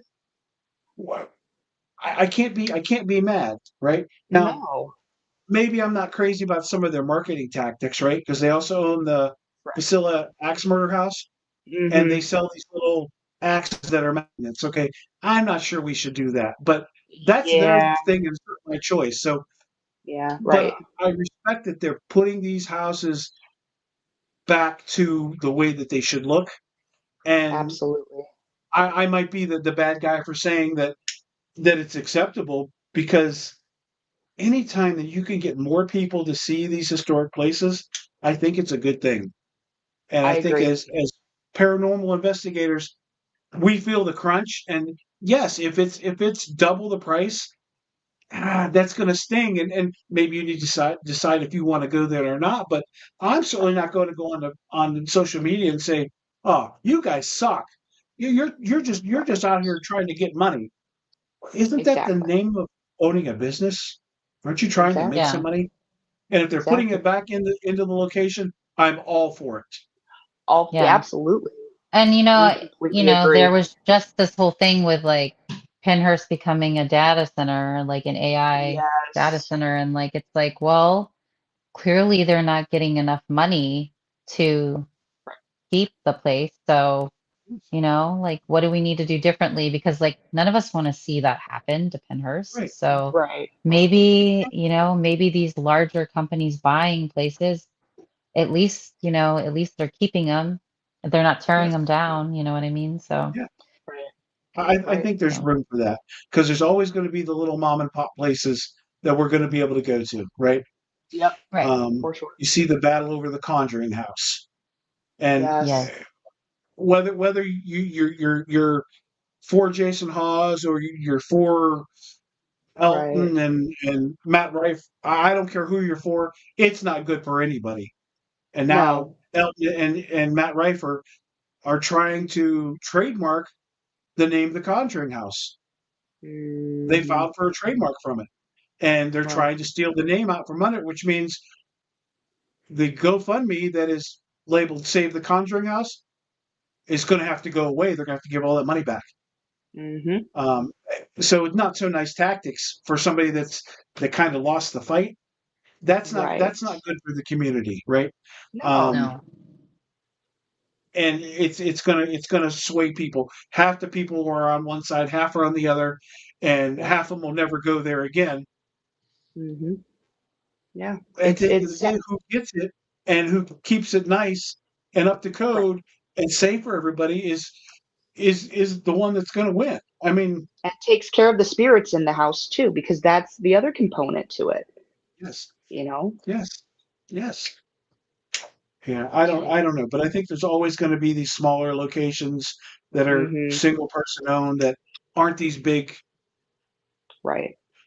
Look, owning a place like that, it costs a lot of money to put a new roof on those things. It costs a lot of money to run any type of utility in there. I mean, they are expensive to run. Yeah. And if you're Penhurst and you're doing okay, say even if you're making a little bit of money, and this big company comes and says, "We're going to give you 7 times the amount of what this is worth." Right. Mm-hmm. Right. Okay. That's hard. That's hard. Right. I mean, look. Somebody comes up, walks up the front door, and says, "Hey, I'm going to give you 7 times what your house is worth, but you got to move next week." Yep. All right. Excuse me, I got to pack. Yeah. Right? I gotta call some people. Luckily, us Pennsylvanians are sticklers for, they voted them out. So hopefully, And if someone else buys it, hopefully they want to keep Penhurst and not just tear it down. So. And I think that keeping it is a big deal, but at the same point, whoever owns it's got to have deep pockets. Exactly. And they're probably going to raise the prices because it's still got to be upkept, Absolutely. I don't know if you know who Adam Kimmel is. Adam Kimmel owns FCI and he owns Madison Seminary. Mm-hmm. And he has done a hell of a job restoring these places. And it's always ongoing. He doesn't raise his prices, right? Yeah. He has fundraisers. He has paracons. He always finds ways to raise money. And I'm gonna. We had one of our team members passed away last year, and we wanted to have a benefit for his family. Mm-hmm. Adam Kimmel said, "Here, take Madison Seminary for free and raise as much money as you want for one night." Wow. Who does that? Right? Yeah, that is nice. so cool. I do want to get out to Madison Seminary at some point. We'll have to go see And it is a really cool place. We're gonna go to all the places, all the things. Don't go in the winter, okay? Don't go to these big places in the winter. There's no heat, and you will freeze. Yeah, we don't need that. Everybody says the spirits are more active when it's really cold. I can't do it. 15 years ago, I could probably deal with it. We were there in December. Trap Souls and us, and there was 4 or 5 other groups at the time. We do this thing at the end of the year where we do a Beyond the Spirits group, and we all go somewhere and have an end of the year investigation together. We went there, and man, I was out investigating for about 45 minutes, and I sat down in the warm room the rest of the night just talking to people because it's like 8 degrees in the building. No. Oh, no. It's That's cold. too cold. It's too cold. Way too cold. My But goodness. other people were out and they were having crazy action, right? And okay, but I'm too cold. I'm too old for that shit. And hey, that's okay. That's all right. It does. It gets really cold in those old buildings. Yes. It was colder in the building than it was outside. Mm-hmm. Yep. How does that even happen? But yeah. It was like that at Mid-Orange too. It was really cold that weekend. We had hand warmers. We were all bundled up. It wasn't that cold, but it was like 28 degrees. It was chilly. Yep. I had my long johns on. That's for sure. Layered look, up, layered up. I'll ride my motorcycle to work when it's like 35 degrees, right? It's Right. cold and I'm Sure. freezing, but I will do it. Yeah. But that's only Mhm. half an hour. I'm not going to be out there for 6 or 8 hours freezing by Hours. no, no, No. no. It's not And enjoyable everybody at else that is point. kind of nuts. Like, why are you riding your bike now? It's cold. Because you got to ride when you can. Because in Pennsylvania it snows and ices and you can't ride. Especially this past winter. It's It was crazy. terrible. It was It was really terrible. bad. It was terrible. Yeah, that was like So the worst winter we've had since we moved here. We moved here Mhm. in 2022. So, Mhm. I can remember not long ago still wearing shorts up through Christmas. And Right. then, Yep. January, February, maybe back to pants, but by March you're back into shorts. Well, I'm back into shorts again. Not everybody Mhm. wears shorts like I do, You were but at Hillview Manor Right. in shorts. I was at Hillview Manor in the winter in shorts. And it was yeah, this probably summer just dragged 30 on. Like degrees. it was like it's gonna be 80. Now it's gonna be freezing. Just kidding. Like this, Yeah. the end of It's this like winter was 40, 30 insane. degree differences. It was weird. Yeah. We actually had our porch, which is right above this wall. Our porch collapsed this winter. Oh One day we no. got Oh all no. this snow and rain, and then the next day it was 60 degrees, and this big ice come down off the house and hit the awning and just crushed everything Oh, underneath it. We just Oh got it my fixed. God. It took months to get Mhm. fixed, I but bet. yeah, it was 8, 10 inches deep ice that just That's crushed it crazy. like it was a can of soup. Man, it was nuts. It Jeez. was Shook the heavy. It was entire heavy house. snow. Oh my Yeah, gosh. yeah, yeah. And and you're right. It's a, It does make it harder to investigate in general in the winter. We're always, trying to find indoor places. We might get one or two private investigations during the winter, but we have a lot of downtime. We're that's crushing the it, during determining the factor. summer and fall. She said that was the determining factor to move. That was Yeah. the Oh end. yeah. After that, we are I done. We're don't moving. blame you, Deb. I don't blame you at all. I want to move down to Wildwood when I retire. I'm with you. I'm like, find me an HOA with a golf court, and I'm good. I have my Well, motorcycle, all I is don't well. know. I lived in Arizona and I'm all done with that heat. So I don't know. Maybe Oh, I'll move to South Carolina or like Florida or something, but I'll I'm take the not, heat I'm any not day. going that way. I'm not going west. Not happening. No, thank you.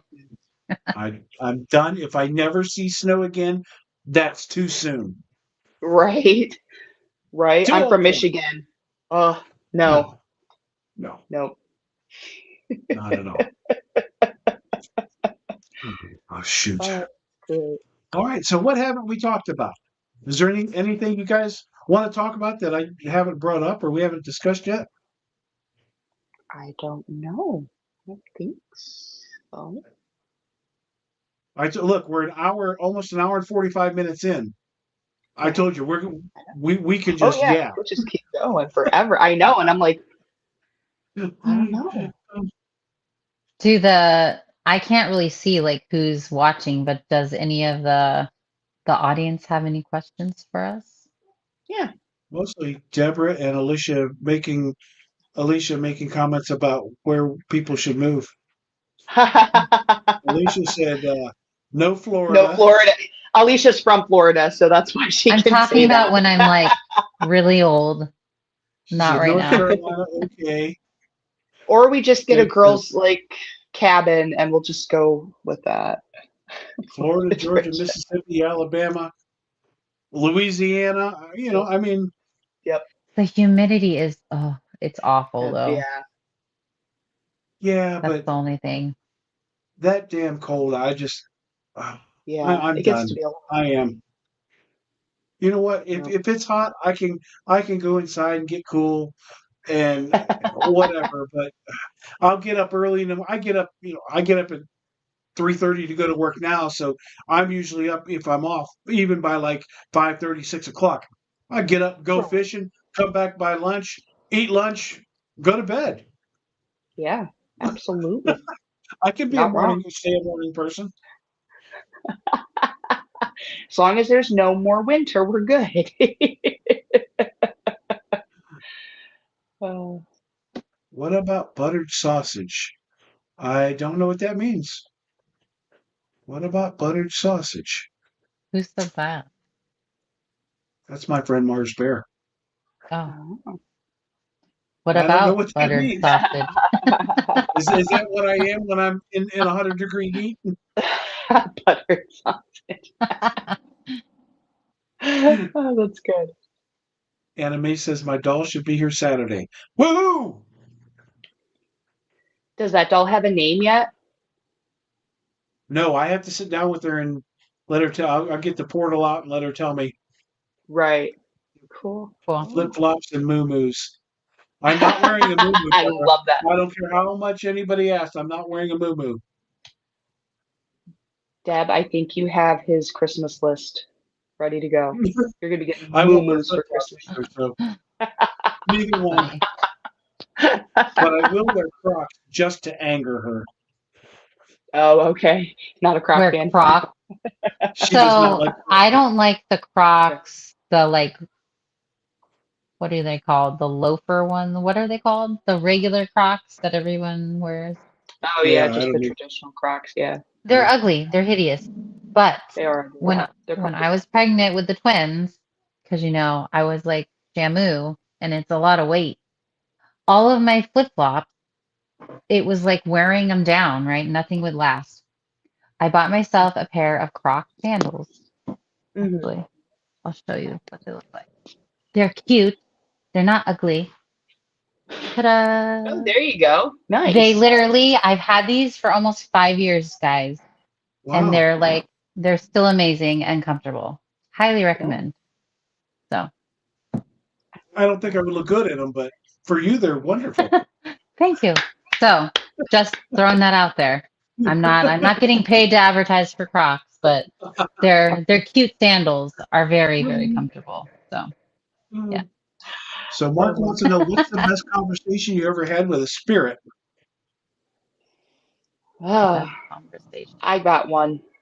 So I have this really old family Bible. It's a pulpit Bible, and it was custom made by this company. It's got gorgeous images in it.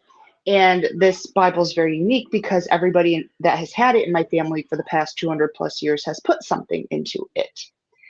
And so there's like dried flowers, bits of hair, there's a couple photographs, fabric, advertisements from the 1800s, everything. And in my early 20s, it was given to me as a wedding gift because I was very interested in it. And I always felt like there was something attached to it. It would weird me out as a kid. I was fascinated by it, but it would weird me out. And I sat down with it one day and I opened it up and I had this weird visualization where the spirit that was attached to the Bible showed me that there was an incident with the family that had occurred and he felt like he couldn't pass over because of it. And so, like, I'm going back and forth between the family members and him, trying to get him to kind of like, hey, they're not mad at you, and trying to explain, and trying to kind of be a mediator. And he eventually did end up passing over. There is nothing attached to that family Bible anymore. And I'll bring it to Gettysburg so you can see it. It's really cool. That's awesome. Yeah. That's awesome. I don't know. Like, I've gotten some cool EVPs. We were at St. Peter's Village, and there's kids that go through there because it's like a one little road in and out. Like, that's it, out of this little village. So we were sitting up on this hill, and we just kept seeing these like young kids drive in and out of there. And I'm like, what are these kids up to? No good. Like, we know what kids do, like just kind of joking around. And we got an EVP. No, no, like that. It was really weird. Ooh. So, That's cool. You got to tell and him about then the Yellow the Springs. same night, earlier in the day, we went to Yellow Springs and we were hanging out at the gazebo. And I'm talking to Alicia, her stepdaughter, and Christine, and we're all sitting in the gazebo. And I'm like, yeah, Julie really wants us to go to this park that's supposed to be haunted. And right after I said that, you hear, let's go. Yeah, let's go. So it's like two spirits talking to each other in two different voices in the EVP. And That I was was like, at first it was Okay. so clear that I thought it was one of them, one of the girls that was with me, but I was like, no one said that, and that doesn't even sound like anyone that I was with. But it was so clear and such a good EVP. It had me like second guessing that it was one of them or wasn't one of them, and I was like, That's that's crazy. crazy. It was crazy. That, But I think that's like our probably best class A EVP. That's like the only like really. I mean, we've gotten some good ones, but those that's like the two are really class A clear. The we've no gotten. no They're and the very yeah. yeah, they're very clear. Yeah. It was But crazy. probably the best combo I've had was probably with my dad when we were on our way to Mid Orange. And my That one was dad crazy. passed away like 8 years ago. He died in a bad car accident. Oh, I'm sorry. Thank you. And Christine's like, your dad says he's like going with us and like we don't He have came to any me in the say. And he's bathroom. like gonna be with us the whole time, basically like Oh, just watching over us. And I said, with the dowsing rods, can you give me a hug or whatever? And he like gave me a hug with the dowsing rods, and it was really cool.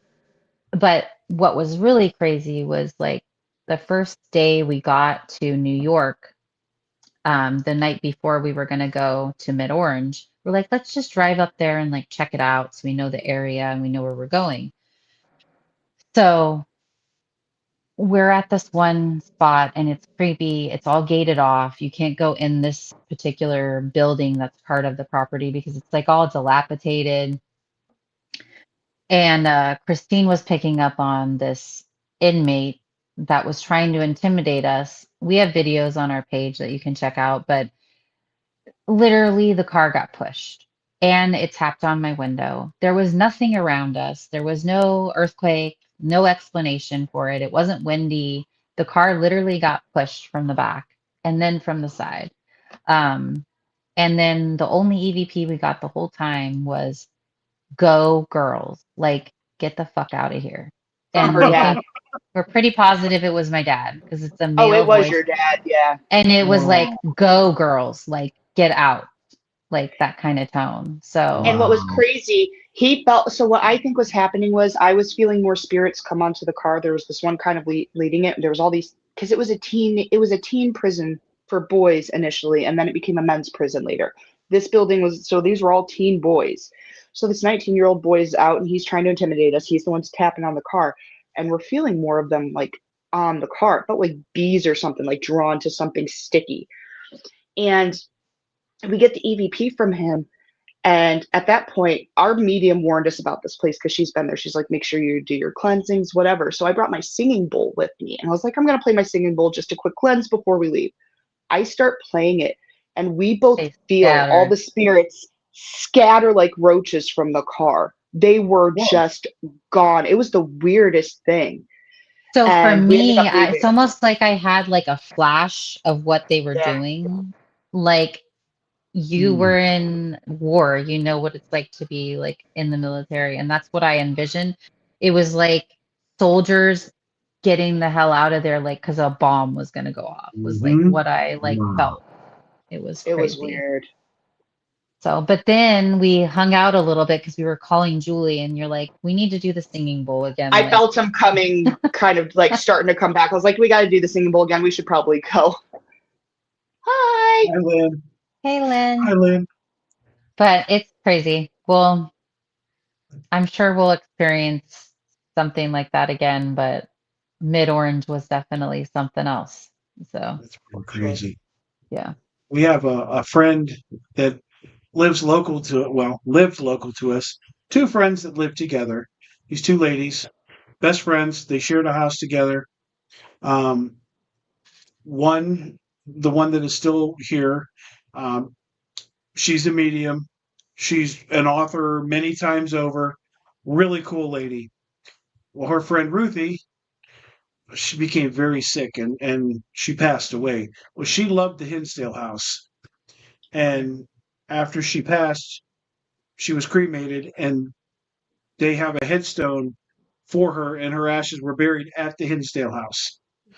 And Wow. so and that was just a year ago that she passed.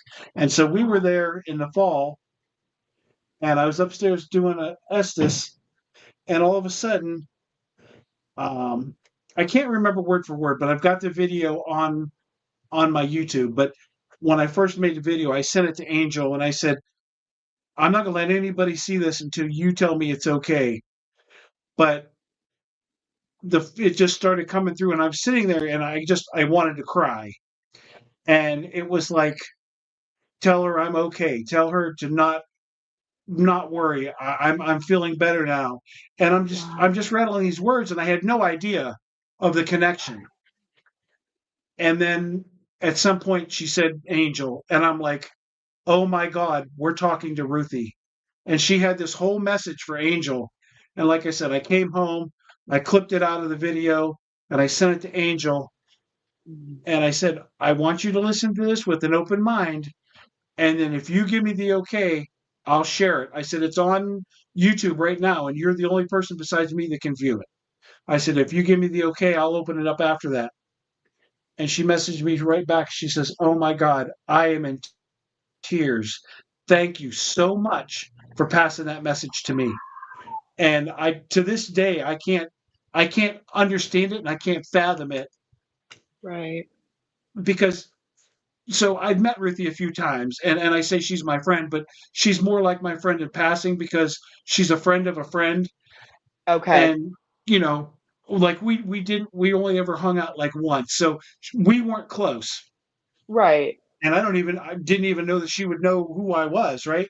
But I get there, and she feels secure enough to give me a message to give Angel.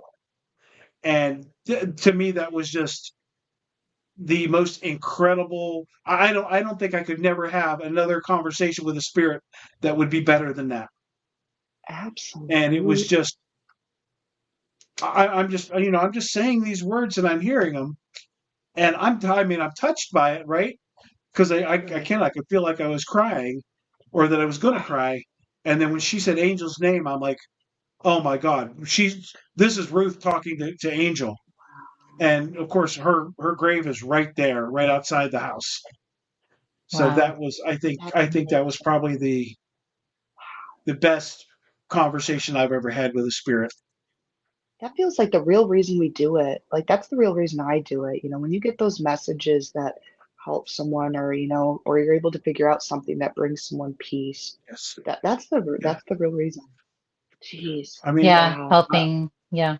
For real. I mean, helping the spirits, and obviously that was helping her help Angel, Yeah. and that's I just Wow, it's that's just so something that beautiful. I often go back and just watch that real quick video of it, and in the video I've got Ruth's picture her grave there, and I mean it was so surreal that it was just like, wow, this is just something that I don't think I could ever going to top that. Right. And if I never get scared by anything, that right there is enough. Yeah. That is crazy. That is insane. And have you Yeah. been back to the Hinsdale since then, or was that your last trip there? That was our first trip. Oh, that was your And first we're trip. going Okay. again this fall. So we will be back again Oh, this okay. fall. Wow. I wonder if you'll get anything else. You might.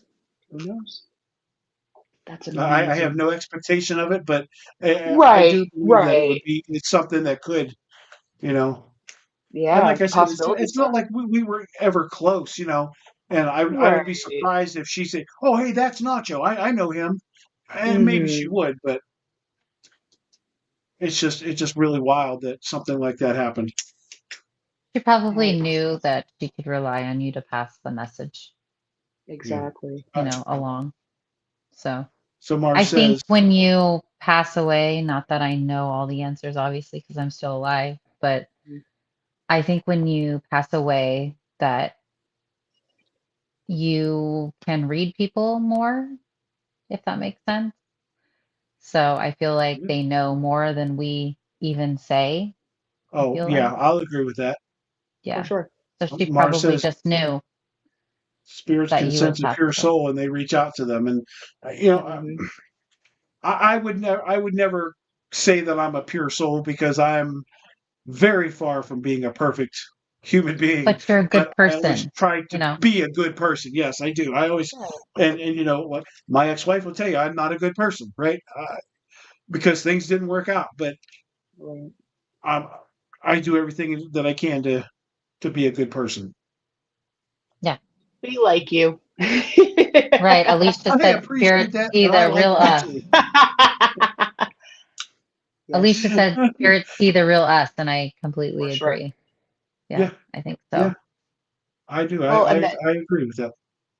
and even read our thoughts. I mean, Kristen, how many incidences have you had where they have read? There's been a few now where they have read yours or someone So around you's one that thoughts. sticks out, we were at this, it was a weird like octagon shaped house in South Carolina, and we did a private investigation, and that house was weird, but Mhm.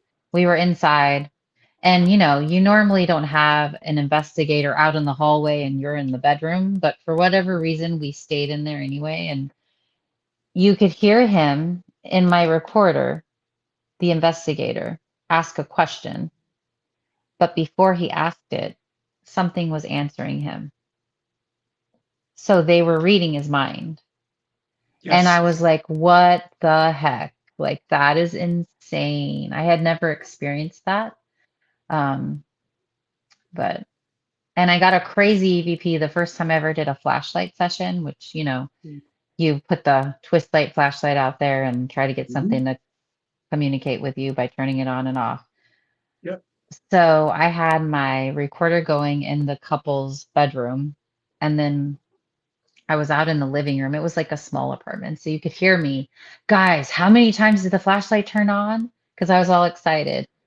And you hear in my recorder a deep, creepy, like demonic voice. I don't know, but it was scary and creepy. And you hear, some.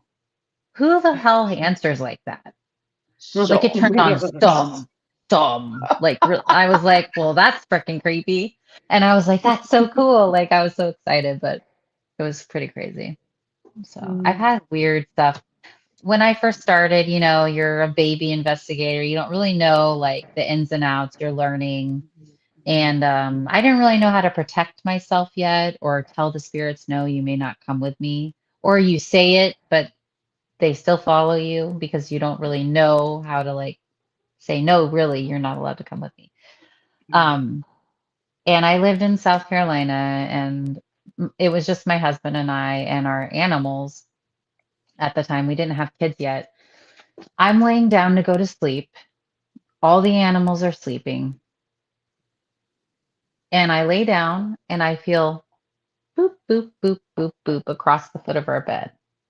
So I look up and I'm like, what the heck was that? Because everybody was sleeping. There was no Mm. animals up. Everybody was sleeping. So I lay down and try to just ignore it and act like it didn't happen. And then, like 5 minutes later, boop, boop, boop, boop, boop, boop, off the bed. I kind of just ignored it. And then, like a week or so later, we had those like basket shelf things where they have the ridge so nothing can fly off the shelf Mm. in a Yep. pantry. A jar of pickles literally like flew and fell on the floor. Wow. And so Wow. then I got a little irritated. And I'm like, I don't know who you are or what you want, but this is my space. This is my house. And I don't communicate in my house. So if you want to communicate with me, you'll have to do it at an investigation. And I was like, you need to leave. So, and I didn't have anything happen after that, but that was pretty crazy. Trying to go to bed, and I felt something like bouncing across the foot of my You had bed a ghost cat. twice. right? I don't know if it was a cat or Yeah. a kid. It felt Yeah. very playful. It wasn't like Wow. ominous or anything, but pretty cool, pretty wild. So even to this day, you said that you didn't really know how to protect yourself or close things. I still don't know how to close things off. And the last couple investigations we've gone on, I have become like sick, like I am going to vomit, and I have to leave and go outside and bring myself back in. And this lady that is always on our lives, her name's Mary, and she's like, "You have to learn to close yourself off. You're too open." Hmm. and they already want to talk to you, so they're going to rush at you, and then you're going to feel like this. Well, I don't really know how to close myself off, but the Hmm. very first investigation we went on with the other team that we were with, we went to the Bel Air house in Ohio, and I had something happen that day that I can only say that I can describe it as something walked through me, right through my body, right? I was standing at the Mm. top of the steps on the second floor between the bedrooms, and three ladies were in that one bedroom, and I heard a noise, so I went on the hallway to find out. I'm like, hey, can you do that again? I'm holding my camera in my hand. I'm like, looking down the hallway, and all of a sudden something really cold touched my back of my shoulder, and then it just went straight through my body, and it took my breath away, and I went because I couldn't catch my breath right away, and then it was Right. gone.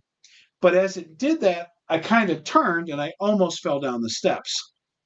And Deb's like, what's wrong? No, Deb is like looking at me, and the one girl that was the psychic, what's wrong? And the first thing that came to my mind was, you're the psychic, you tell me what happened, because I Yeah, don't know. right.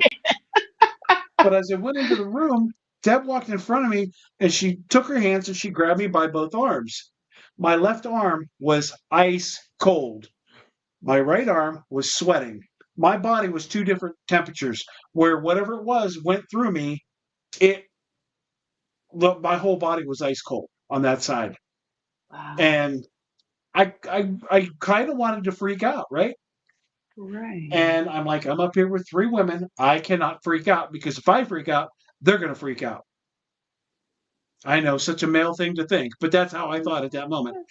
And so after a few minutes, I'm like, hey, can we take a break? And they're like, yeah.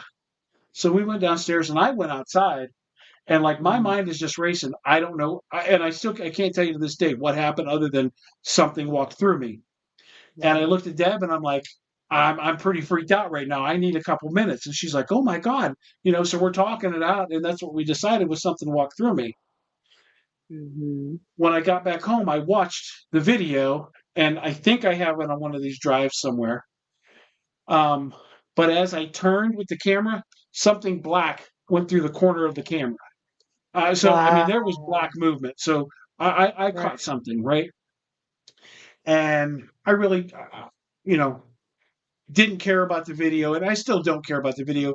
Because I know what happened. Well, I don't know what happened. I think I know what happened, but Mm.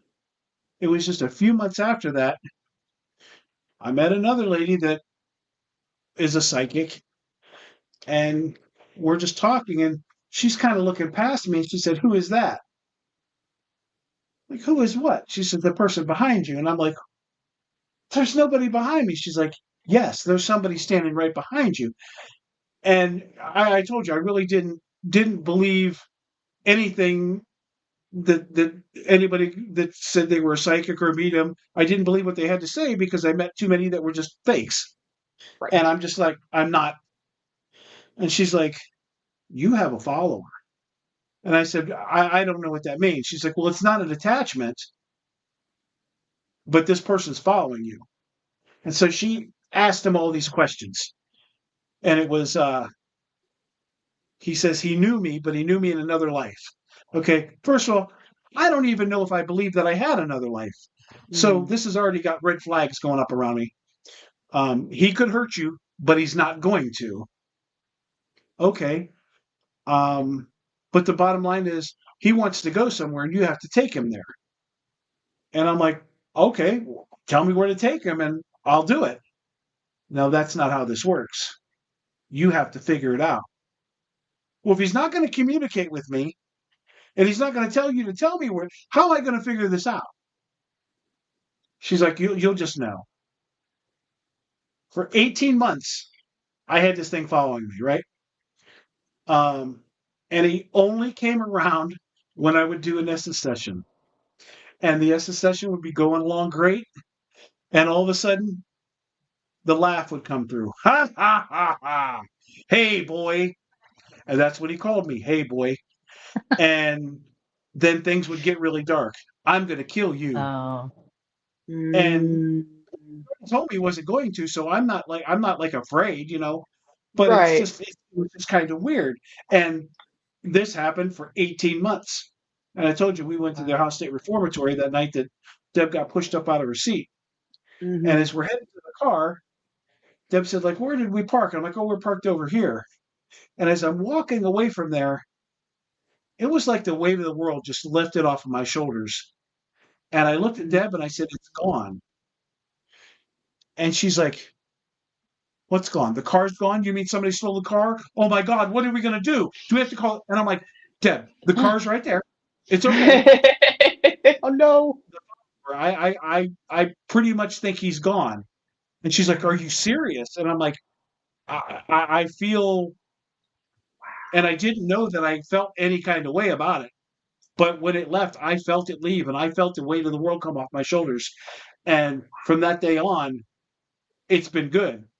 I've been back to the Bel Air house twice since then. And I've been back to Ohio State Reformatory since then and nothing.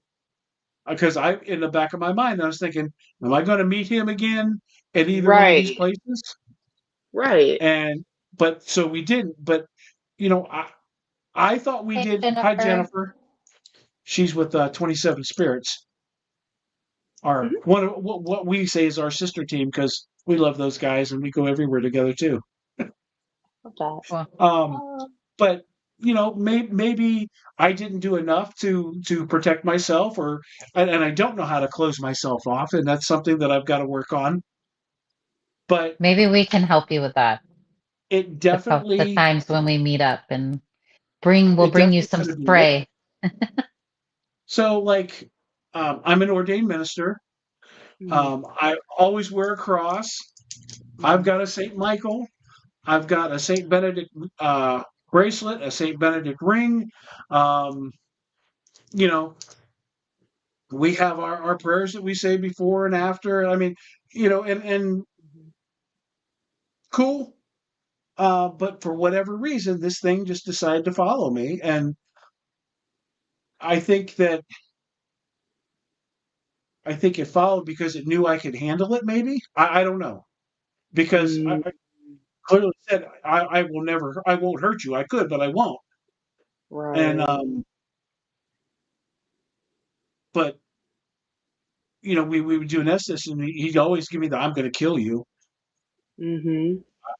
but I never felt the panic that this is going to kill me. I was never ever worried about something Right. killing me. And he only came out when we did Estes methods. That's interesting. Mm. Huh. I, we had a private investigation late last year, and you know how it is when you have equipment at the end of the night. Sometimes you forget something or someone takes something, whatever. And I ended up forgetting a Maybe. proximity sensor there. And about 2 months later, she calls and she's like, "Hey, one of you guys left a piece of your equipment here." And our medium's like 5 minutes up the street from her. So she's like, "I'll stop by and grab it on my way home from work." She picks it up and she's like, "I'm glad I got to this. This piece of equipment has an attachment to it now. I'm going to take it home for a few days, get rid of the attachment or whatever, and then I'll give it back to you." So we learned our lesson with that one about not leaving our equipment and getting spirits attached to it. And I created talismans for our bags, our kit bags, and everything now that says spirits may not attach to equipment, just because we'd rather have too many layers of stuff than not have enough. Don't attach to my stuff. Mark, you're hilarious. Oh, he's a riot. You're gonna have so much fun. So Penhurst is gonna be a blast. Mark wants to start a podcast for our team, where we get on there like maybe once a month or something and talk. And maybe we'll have like guests every now and then. But he's like, we're like, that's all you, Mark, because we already have a lot going on. And if you want to do a podcast, you go for it. So, I'm not that Do it, Mark. technically inclined. hey, you'll be proud of me, Christine. I figured out how to stream this onto our Facebook. Oh, well, aren't you fancy? My gosh. Yes, we're Yeah, going to not just Penrith. going to Penhurst. We're all going to have a grand old time in a couple weeks here. Yes. Yeah. So I don't know. I don't know about the whole closing of myself and all that stuff, but Right. I'm definitely into learning more about it. Because like I said, now it's becoming that the last place we went to, um, Deborah, what was the name of the place in West Virginia we just went to where I had to leave the house twice because I was going to be sick. We just walked up to the house and the door was locked, so we sat down on the porch, and Mhm. it already started. But when I went in the house, it hit me like a ton of bricks, and I was like, "Oh, uh, You might be I Wow. had to sensitive, leave." and that's I why you're think So you saying are. that. as I I think got he up is. to leave, there was another lady with her husband and their two kids that were Mhm. there, and they were like on the other side of the room. And I said to Deb, the haunted Heyman house in West Mhm. Virginia. I said to Deb, I got to go outside. I'll be right back. Mhm. So as I was going out, this lady, she gave me this look, and she got up and she followed me out the door, and she's like, "Are you okay?" I said, I feel like I'm going to be sick." She said, "Right before you got up, I said to my husband that there's something very heavy in here, and you got up and left because you were sick." And I'm like, "Okay." And she's a sensitive. I mean, she picked up on it right away. And she's Right. like, "Just come out here and relax for a little while." And I did. I sat there and I felt better. So we went back in. We went Mhm. upstairs, and I am not a floor sitter. Okay, I'm Me six either. two and 320, and I've got bad knees. I can't get off the floor, but I Mhm. had to sit on the floor because I just couldn't stand up there. And we were up there for maybe half hour or so. And I finally said to Deb, I have to get out of this house. I just don't feel good. And we Wow. left and we drove back to the lodge that we were staying at. And it was like literally right across the river. And it took 2 minutes to drive there. I got out of the truck and I started dry heaving. And I stood there and dry heaved for 10 Wow. minutes. I was just so sick. And Deb was like, "Oh my God, are you okay?" I said, "Yes, just let me get this out of me." And I never threw anything up. I just kept dry heaving. And I was like, I was zapped. And it was 11 o'clock at night. And I'm like, I've got to go to bed. And Mhm. it's just, and this Mary said to me, "You've got to learn to close yourself down. You can't Mhm. go in wide open." And I'm like, I don't know what that means. I mean, I hear you, but I don't Right. know how to open, close. Deb says she goes in places she has to shut herself down. Okay, I don't know how to do that. I don't. Mhm. And at some point, I guess somebody's going to teach me, or I'm going to find the hard way. But it it's just been recently that I've had all these negative things happening, and I've been getting sick at a lot of these different places. Mhm. Yeah. I I've been having a lot of nausea as well this past year. Just going into random places and it just hits you. It's been crazy. So It wasn't like Deb that will go into before. places and she'll say, I've got sea legs. I've got to get myself together." Yeah. And Mhm. I get that now. I mean, I didn't get it before. I mean, Right. I know she says that and she's got to take a break, but Mhm. That's crazy. We kind of and so you're right, Lynn, and that's what I usually do. I kind of use, I don't mhm. want to say brute strength, but I'm like, "No, you're not going to do this to me. And if you do it to me, you're not going to win, right?" And that's usually Right. how I am. Beat it, and Yeah. I'm not going to deal with it. But it seems to be very much stronger now all of a sudden. Right. Oh, your light's going off. Your light's going Oh, off in the back, yeah. oh, You're The getting new some doll. confirmation. there you go. Like you got to figure it out, She said Nacho. breathe. And I think that's the thing, right? We can tell you what we do, but like Mm, that's kind of something everyone has to mhm. figure out on their own, Yeah, right? Because yeah, I everyone think does so. their own thing differently. I agree, Lynn. Um, but my main thing is when you say something and your intention has to be there, like you have to mean it, like to your core. Like when I put a necklace on, I can wear a necklace and say, "Oh, it's this is for protection. But if I don't mean that and I don't Yes. believe in it, it's not going to work. Yes. So Uh, that's the these two thing. these Like, two pendants I wear every single day of my life. I rarely ever take them off. I take them off because I add my ring, my St. Benedict's ring, because my fingers are too fat to keep it. But I put it right back on, and I know it protects me. That's my Hmm. that is my protection. Um, and just like the wrist, the bracelet. And sometimes I don't wear them because I think, well, I'm not going to get any interactions if I'm all protected up. So you know, mindset could be just like Lynn said. You know, it could go off of your intentions, and if my you're not fat, you're fluffy. Oh, I'm fat. Trust me. If my intention is, well, I've worn this and now I'm not going to have any interaction with the spirits, I'm probably not going to have any interaction with the spirits. So that's another thing that I've got to learn I to think talk to about, them. right? I tell them what I'm open to, what I'm Mhm. okay with happening, and I still have protections up, but I tell them that this is what I'm open to, right? Mhm. Touching, talking to me. I'm open to an experience. Let's just keep it, you know, on a positive note. No hurting anybody, nothing like that. See, I don't Um, set boundaries, and that's Right. probably yeah, a good place to start for me, because For sure. I go in a place and I'm like, this is my team, and you cannot touch them, you cannot harm them. If you want to touch me, you come after me. You leave my team alone. it's And Mhm. okay to tell them you can touch me, but let's not hurt anybody, including myself, right? yes, Yeah, you maybe set some set boundaries that and boundary. yeah, And also yeah. people believe different things about this, but I think there's a big connection with our minds and the spiritual world.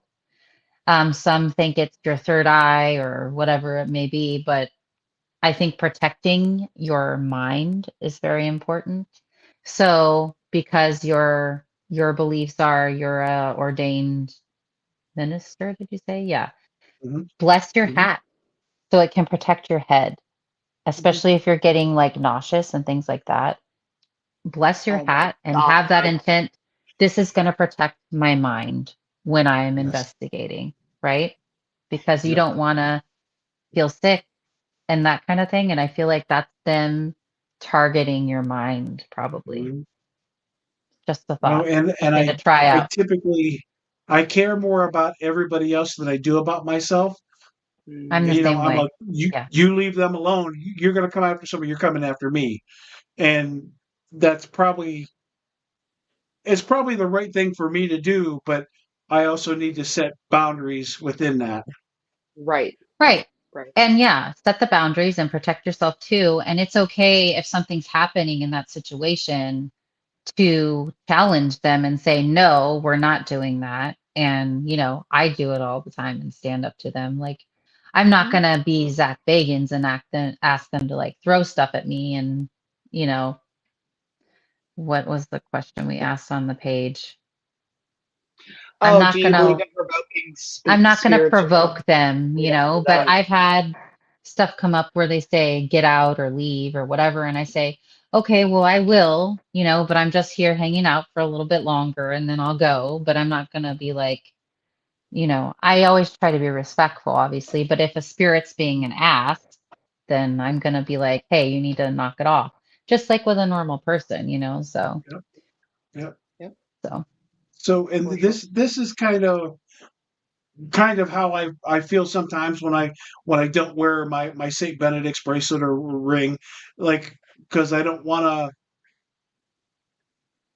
tell them that I'm hands off, and it's a challenge to Right. them, or they're not going to interact with me, or they're really going to and Mhm. I kind of get that point too. Yep. I Yep. mean, I don't think it depends on the person. I don't think you're signaling to anyone that you're scared if you're protecting yourself. I think it's just, you know, for me, it's a smart thing to do to set those boundaries with the Hmm. spirits. I'm not scared. I will challenge spirits. And, when the doors opened at Mid Orange, I was like, no, it didn't. Like, I don't like freak out when stuff happens. Yeah. I'm kind of concerningly like calm about it, like when it's happening. So I just think Good night, Jennifer. Take care. have Sleep a good well, I'm night. not far behind Jennifer. you. Yeah, I don't necessarily think you're signaling to the spirits that you're scared. I just think you're setting those guidelines, just like with a person, right? This is what I'm not comfortable with, Yeah. and you're not going to cross this boundary with me, Yeah. period. My weird thing So is bathrooms. I'm like, you can haunt me anywhere in this building except that just for the bathroom. My potty time is my own. You can haunt me everywhere that's else. what you think, Christine. So So you funny don't want to story. go to Poachtown Elementary School then? Oh, they Funny like to go in the story. bathrooms there. Oh They no, love to go in the bathroom there. I bet they do. Well, So that's good to know. we decided to go. There's a road in Pennsylvania called Witchcraft Road. Don't try to go and investigate it because there's literally nowhere to pull over at Oh, all. So we're like, we took a drive out there and there's no gas station out there, nothing, nowhere to go to the bathroom. Christine had to go potty really bad. So I turn onto the side road and it's like, we're out in the stick. And I had the dowsing rods and she's like popping a squat on the side of the car. I'm Being like, behind the door with the door open. I'm like, are you here watching Christine go pee? And it crossed right away. Yeah, we were laughing so Thanks, hard. oh God. guys. I So appreciate it. funny. So they're with That's you, awesome. even when you don't want them to be. Yes. Yes. Yes, for sure. Actually, it was after that that I started making the bathroom thing. It was after that incident that I started going into Richmond and being like, leave me alone in the bathroom. That It's is crazy. crazy. It's funny. Um, no, I didn't take it that way. I don't know if anybody else did, but No, um, you're good. but I Oh, we agree didn't think with you that. that could definitely be a thing. Yeah, I didn't think it Yeah. that you was For sure. criticizing anyone, Yeah. so Mm-mm. definitely No, don't you're feel that good. way. There might be people in this world that take stuff like that to heart, but you really got to do something off the wall for me to take We're it pretty that you're chill. criticizing me or something because Yeah. I'm Yeah, just a no, mess anyway. I don't get offended very easily and I'm very much open book. I say what I feel and yeah, very Yeah, straight to the point. I don't yeah, pretend to mean something and say something else. That's not my style. So, no, what I was just saying is for me, like, I'm not offended by your comment. I was just saying for me, like, I'm not scared, but I still like tell them these are my boundaries that we're not going to cross. So yeah, just kind of setting that. But I get some people might fear that like their experience isn't going to be the same if you set those guidelines. But I yep, always say I'm open to you communicating with me and you touching me nicely, right? We're not gonna like slap me or push me or scratch hit me on the me. head with a baseball bat. Right. Right. No strangling, please. Yeah, no choking. But Yeah, so I always say I'm open to you doing these things, but you're not gonna hurt me or follow me home or any of that. So that's what I do. we And definitely then do the we "you're not going to follow me home" thing, but that didn't work so well for me that one time. The one time. Yep. Yep. yeah. Yeah. Yeah, we And always you know, start our investigations in introducing ourselves to the spirits too. We go mm, around and say, "My name is blah blah yes, blah, and this is yes, what And we I'm often open find to." we don't get as much activity if we don't do it. We notice a difference in activity if we do not introduce ourselves. It's oh, I mean, crazy. anytime Yeah. you meet somebody new, you Absolutely. introduce yourself. So why wouldn't? Yeah, I mean, that's to me. I think that's just something Absolutely. that I told you. I You walk should through a do. house, usually walk through a location by myself without my team, Mhm. introduce myself, tell them who my teammates are, and Mhm. that we are not here to cause them any problems, and we're not here to Yep. run them off. We just want to talk to them and find out about blah blah blah. And Right. Yeah, that is how I typically start things. Yep. That's just smart. because I don't know, I can't be sure that everybody on my team is going to do that. So I do it Right. for them. And then as we come in, hey, this is Deborah, this is Mark, and Hmm. they all know to introduce themselves. Right. But I think that that's only the right thing to do. When you come into somebody else's space, It's respect, just like you would with the yes, living. yes. Our public investigation that we do, they do not, the spirits have not allowed dogs in the building in the past. Dogs will get to the door and they will stop at this place. Mm. And when I found out I was going to have my service dog that's going to be coming with us, you'll get to meet him. Um, I went upstairs at it was like one of our public investigations with Kristen, and we did a dowsing rod session, and we asked permission. Can I bring this dog in? Yes, like we have him here for a specific purpose, and we have not had any issue since we have asked permission. But other And people there's been who do dogs not that won't go ask, in there. they won't go. They don't ask permission. They are not allowing those dogs in the building. It's Yep. interesting. So Jennifer, that was just on here, she's from 27 Spirits, and they Mm, have a little pup that they take with them.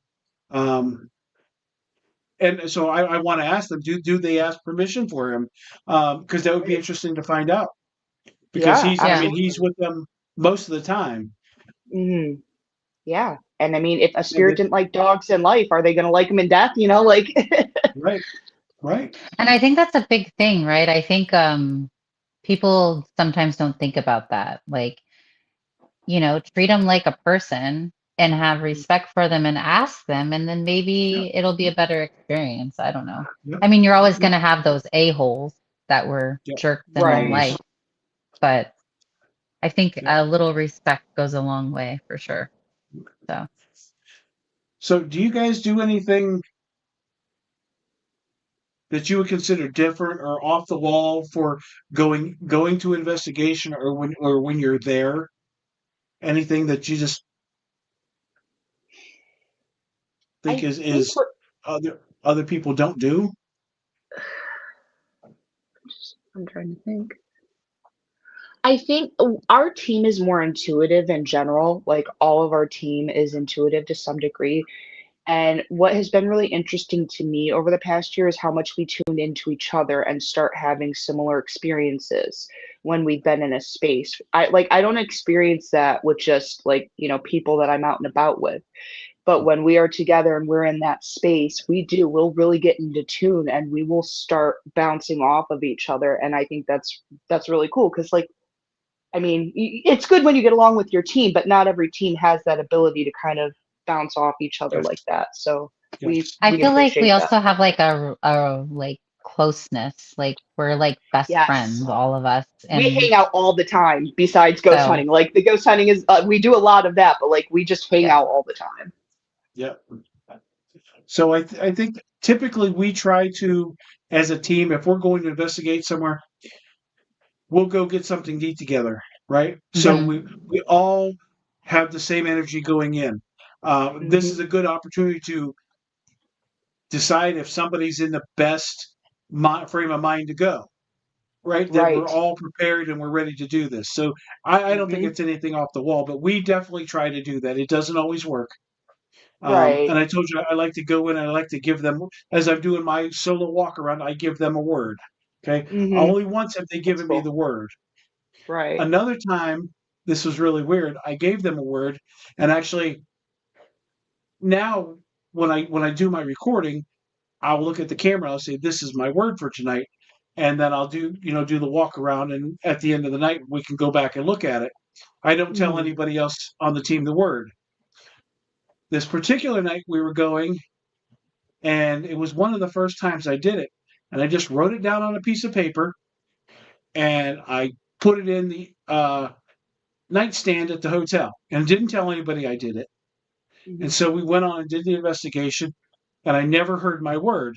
And at the end of the night, we were packing up, and I looked at Deb and I'm like, "Well, I didn't hear my word." And she looked at me and she said, "What, green?" "No, blue." And I said, "What?" Oh my God. And she just looked at me. She's like, "I don't know where that came from." I said, my word was blue. How would you know that? And she's like, I have no idea where that came from. Okay, That's cool. so that's something I think is a little off the wall that we do. The other thing that I do, and I don't even know where I dreamed this up at. So I could tell you it started because I started having dreams about a place we were going to. And for 3 consecutive nights before this, somebody would come to me in my dream, and I couldn't tell you who it was or what they looked like, but I felt somebody come to me, and they gave me one word each night. The first night is "we are," the next night "waiting," and the last night "for you." Okay, Wow. and I'm like, this is really weird, and I don't have these kind of interactions, right? And so I'm sitting downstairs here in my chair, just thinking about, what happened and where I'm going, and I'm like, oh, I got this idea. So I get up and I go get the spirit box, put on my headphones, and I just turn the spirit box on. I don't ask questions. I just meditate on where we're going. And every word I hear, I write down or type into my phone in Notepad, right? And more often than not, we get to that place, and a lot of those words end up meaning something throughout the night. And I'll give you a really good, for instance, the first time we went to the Doss house, and this is where it started. Somebody was visiting me from the Doss house. We'd never been there, had no idea what to expect, but somebody visited me and gave me these words. And I still have this list of words in my phone, but it would give me words, and then it kept saying Molly, the name Molly. And so every time I'd write Molly, and then it would go on with something else. And I went back and I read the words, and I really read them, and I was looking at them. And every time I said Molly, it would say no. Then it would say Molly again. And I type it down, and it said, that's not my name. And then later I'd hear Molly again. And then finally I wrote down no, hot, heavy, hard. And then Molly again. And I'm like, I just don't understand this. So we get there, and I'm asking the girl, do any of these names mean anything to you? And she says, well, the lady that actually owns it, her mom's name was Holly. So, Molly, no. Hot, heavy, hard. They all start with an H. I'm hearing Molly, and she was telling me, you idiot, I'm saying Holly. And that was her. And we had never been there. I did not know these people from anybody, but this lady's mom is communicating with me. That's crazy. What the hell? And so now I've started doing that before every investigation, and I don't always get names, but usually over half the words I can go back and say, yeah, that means something. And I like I said, I don't really know how I thought of doing this, but it always seems to come up with most of the words meaning something. That's cool. I like that. That's really cool. We And used to ask you some spirit. I'm not one to investigate in the house. We don't investigate. Right. So I've got dolls and I got cat balls, and I talk to the dolls, but I don't openly investigate. And that's why I meditate and I don't ask questions. I just let the answers come to me. And I don't recommend anybody doing any type of investigations in your house. And I don't even know if what I'm doing is okay, right?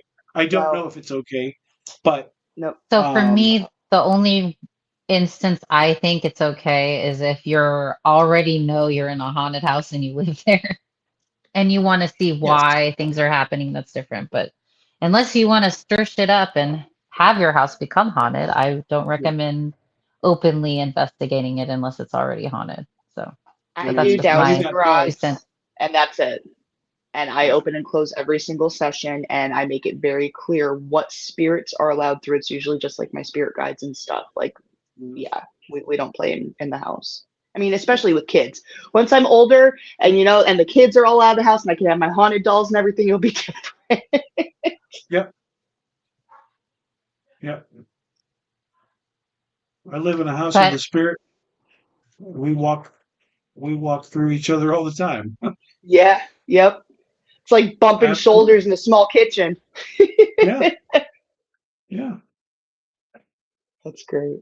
so what Well, he's doing reminds me of the meditation circles, that we've Christine, and talked. like Yeah. tuning in. And I think, I Nacho, that you're sensitive, and this is I part think of so. your ability is picking up on what they're saying to you. And that's your And way and of, it might be, but I just, it's just something that, and I don't do it all the time. I do it most of the time, but there's just times that I Hmm. don't do it and I have no reason. Like I don't say, well, I'm not going to do it. It just ends up that I didn't do it. But it Right. feels like when it's relevant, I do it. And it's, I don't know. There's no rhyme or reason. Maybe the Right. spirits are telling me we want you to communicate before you get here. But ever since those dreams, Hmm. and I had actually, a weird dream before we did we did a funeral home. Nothing came of it, but it was really weird because I've never dreamed about a location before we went, yeah, so it was see, kind of strange. Yeah. yeah, it kind of gives you the willies. Like, wow, that was really odd. Yeah. And Is so this really gonna happen? about Hmm. the time that happened with that 3 nights in a row, That is crazy.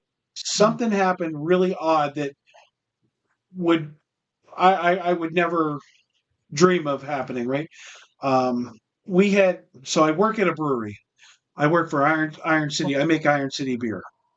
Hmm. Um, we had Oktoberfest at the brewery one day, so I stayed after work, had a few beers, and I came home, and Deb was across the street at the neighbors. And so when I pull in, she's like, "Hey, come over," and I'm like, "Oh, okay, I'll be over." So I go over, and the the the people that live there, the lady's mom was there, and I'd never met her before, but very nice lady. I'm sitting down talking to her, and I told you I'm not a touchy feely person, right? Hmm. This lady starts talking to me, and she's talking about her son who was in the military, and he passed away very suddenly at the age of 35. He was just walked in the house one day and just had a heart attack and dropped dead. And I'm like, oh my Wow. gosh. So we're just talking about it.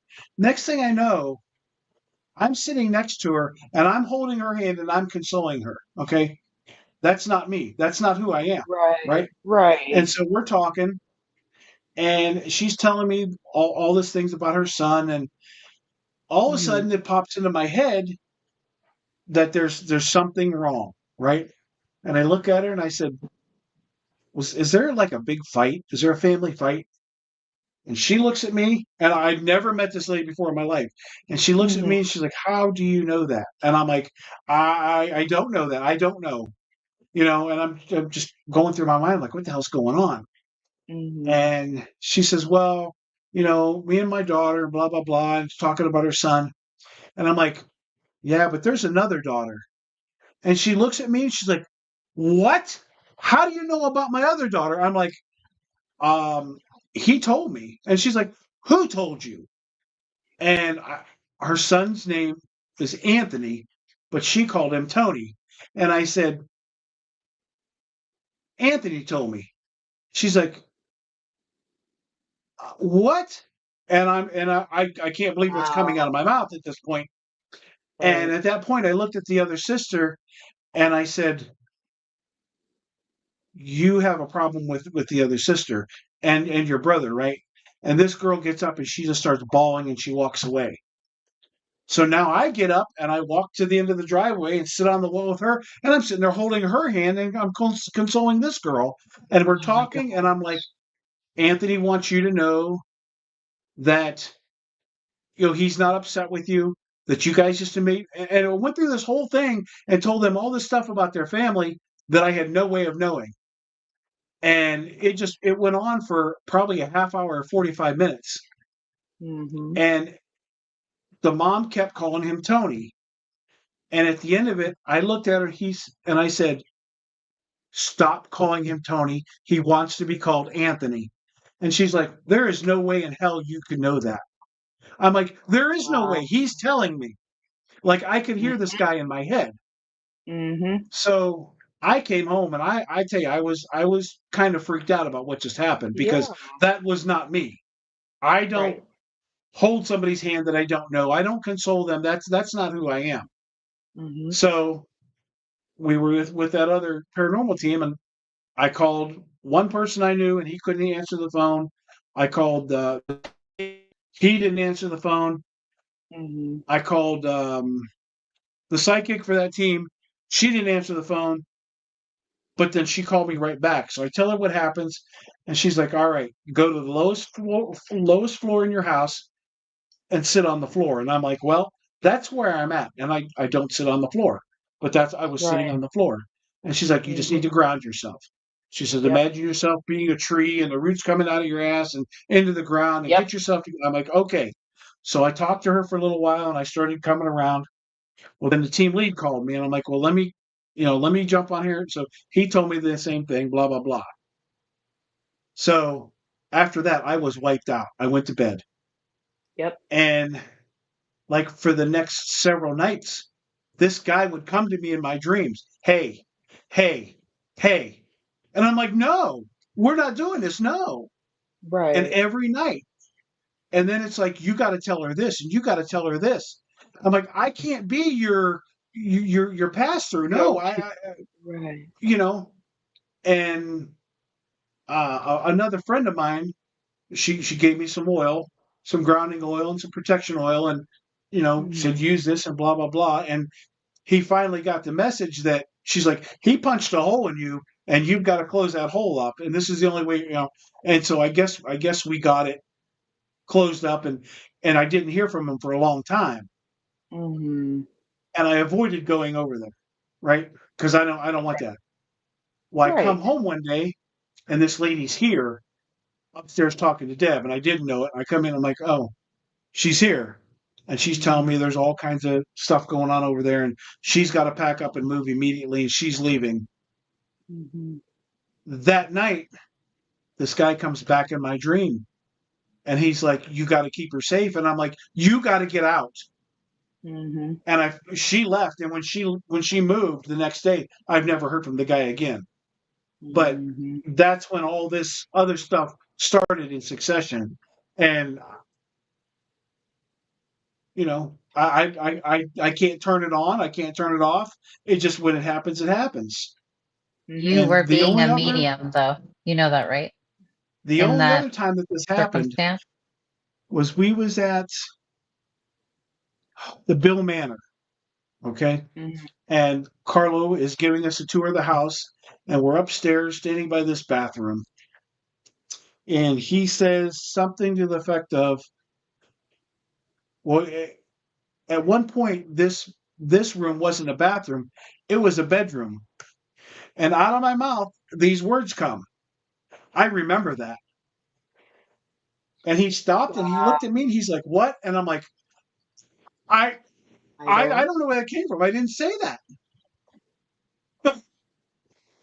What? You're a skeptic on mediums, but I think you are one, and you just don't You're know yet how to channeling. tune into it. And Because when you I, had that situation with the family, with the son talking to you, you literally, that's what a medium is. You were being a medium, you were talking for him to his family. So, oh, man. so I think Well, you're sensitive, you have abilities, but you're just starting to tune into that and understand it a little bit. And yes, like a big part of being a medium, I'm not one. I have some sensitivity, but I can't like get, I don't think, sometimes I get random thoughts and words, but I've never had a spirit come to me and like talk to me and like, you know, so not like that through like EVPs, but not like that. So yeah, all mediums have a way to like close them off, right? Channel. And I don't know how it works. So I would just yeah, talk no to idea. some of your friends that are mediums, the real deal, and know how to shut it off. So Yeah, yeah. I mean, it's something that I don't even know, can't even say that I want that, right? Most because of them it don't. doesn't. It just, and it rarely happens, but there are times that like it just, things just take over and happen, and Mhm. I don't like not being in control, right? Hmm. Like when I Yep. looked at Carlo and I said, "Yeah, I remember that," and he's like, "You've never been here. How can you remember that?" I'm like, "That wasn't me. I didn't say that. I mean, Mhm. like it came out of my mouth, but I didn't say it." Yep. Yep. They're using you as a vessel Mhm. to communicate. Deb just texted me, "Holy shit, you've been on there for 3 hours." I She's like, know. you're cut off. Yeah, I probably I got to know. We get should hop probably off get soon. going. Yeah. But this What? was great. I enjoyed This might talking be with the you longest and podcast I've had. Are you serious? woohoo. We're like, if this is how it's going to be, imagine how our investigations are going to be. Oh, Yep, I'm sure we're going to have yep, a great time. So, Oh, it'll be a which is blast. good for all of us because we're going to be at several together. So it's good that we yep, get along. Vibing well, yep. yeah. And we've all Yeah. already paid, so there's no backing out now. Right. Nope, we're doing this. You're You stuck guys are with stuck us. with us now. Yeah, Yeah. great All minds. That's right. great. Well, This it was was great great. I had meeting a you, good ladies. time. You too. If you don't follow them on social media, make sure you do. I think everybody on here maybe does, but if you don't follow them, make sure you do, because that's what all this is about to begin with, about sharing in the community. So make sure you follow them, And please. we'll follow you back. We're those kind of people. Yes. We're not Absolutely. snooty. Yeah, So, we don't. yeah. And Absolutely. thank you for having us, Nacho. Yes, it Anytime. was I fun. take It was it very was a blast. interesting. Yeah, Yes, it It for was was. a sure. blast. Anytime you guys want to come on, maybe we do a follow up after our next few investigations together and There talk we about go. Yeah, what That would be we. fun. I'm all we're about down a for that. follow up. For Yeah, we So should sure. get Danny on here. Get Mark and Alicia on good here luck. too. Yeah, I've been get trying Yeah. for everybody that went. That would be cool. a year to get Danny and Jim on here, Yeah. and Seriously? it hasn't happened yet. Well, there's baseball, and they're Yeah, busy. So Right. They're Mark very says yeah. busy. the same. So Mark can't wait All right. for sure. Awesome. For sure. All right. Cool. We'll see you in a So couple Thanks weeks. everybody for tuning in. I have a song that is my outro. Now, my Okay. intro song I wrote, my outro song I wrote. They're AI produced, but I wrote the words. So the Cool. outro song is a little bit longer. I don't know if you like it. It's a little bit heavier music, but just check it out and let me know what you think of it. Lasts about not quite 2 minutes. For So if sure. you listen to that, I appreciate it, and we will talk to you guys very, very soon. And Mark, if you want help with a Bye. podcast, you let me know. I'll help you. I'm not an expert by any means, but I'll help you. Thank you. That's awesome. All Thank right, you. guys, have a great night, and I You too. appreciate you.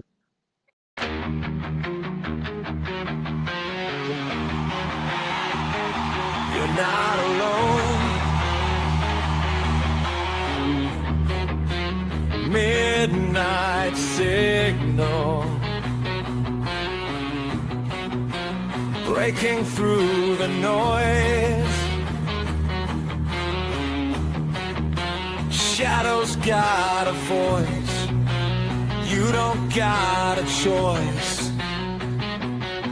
We're diving past the edge of what you thought was normal, where the silence screams, welcome to the portal. Step inside, yeah, you cross that line. This is where the strange comes alive. The other side of a normal. The other side!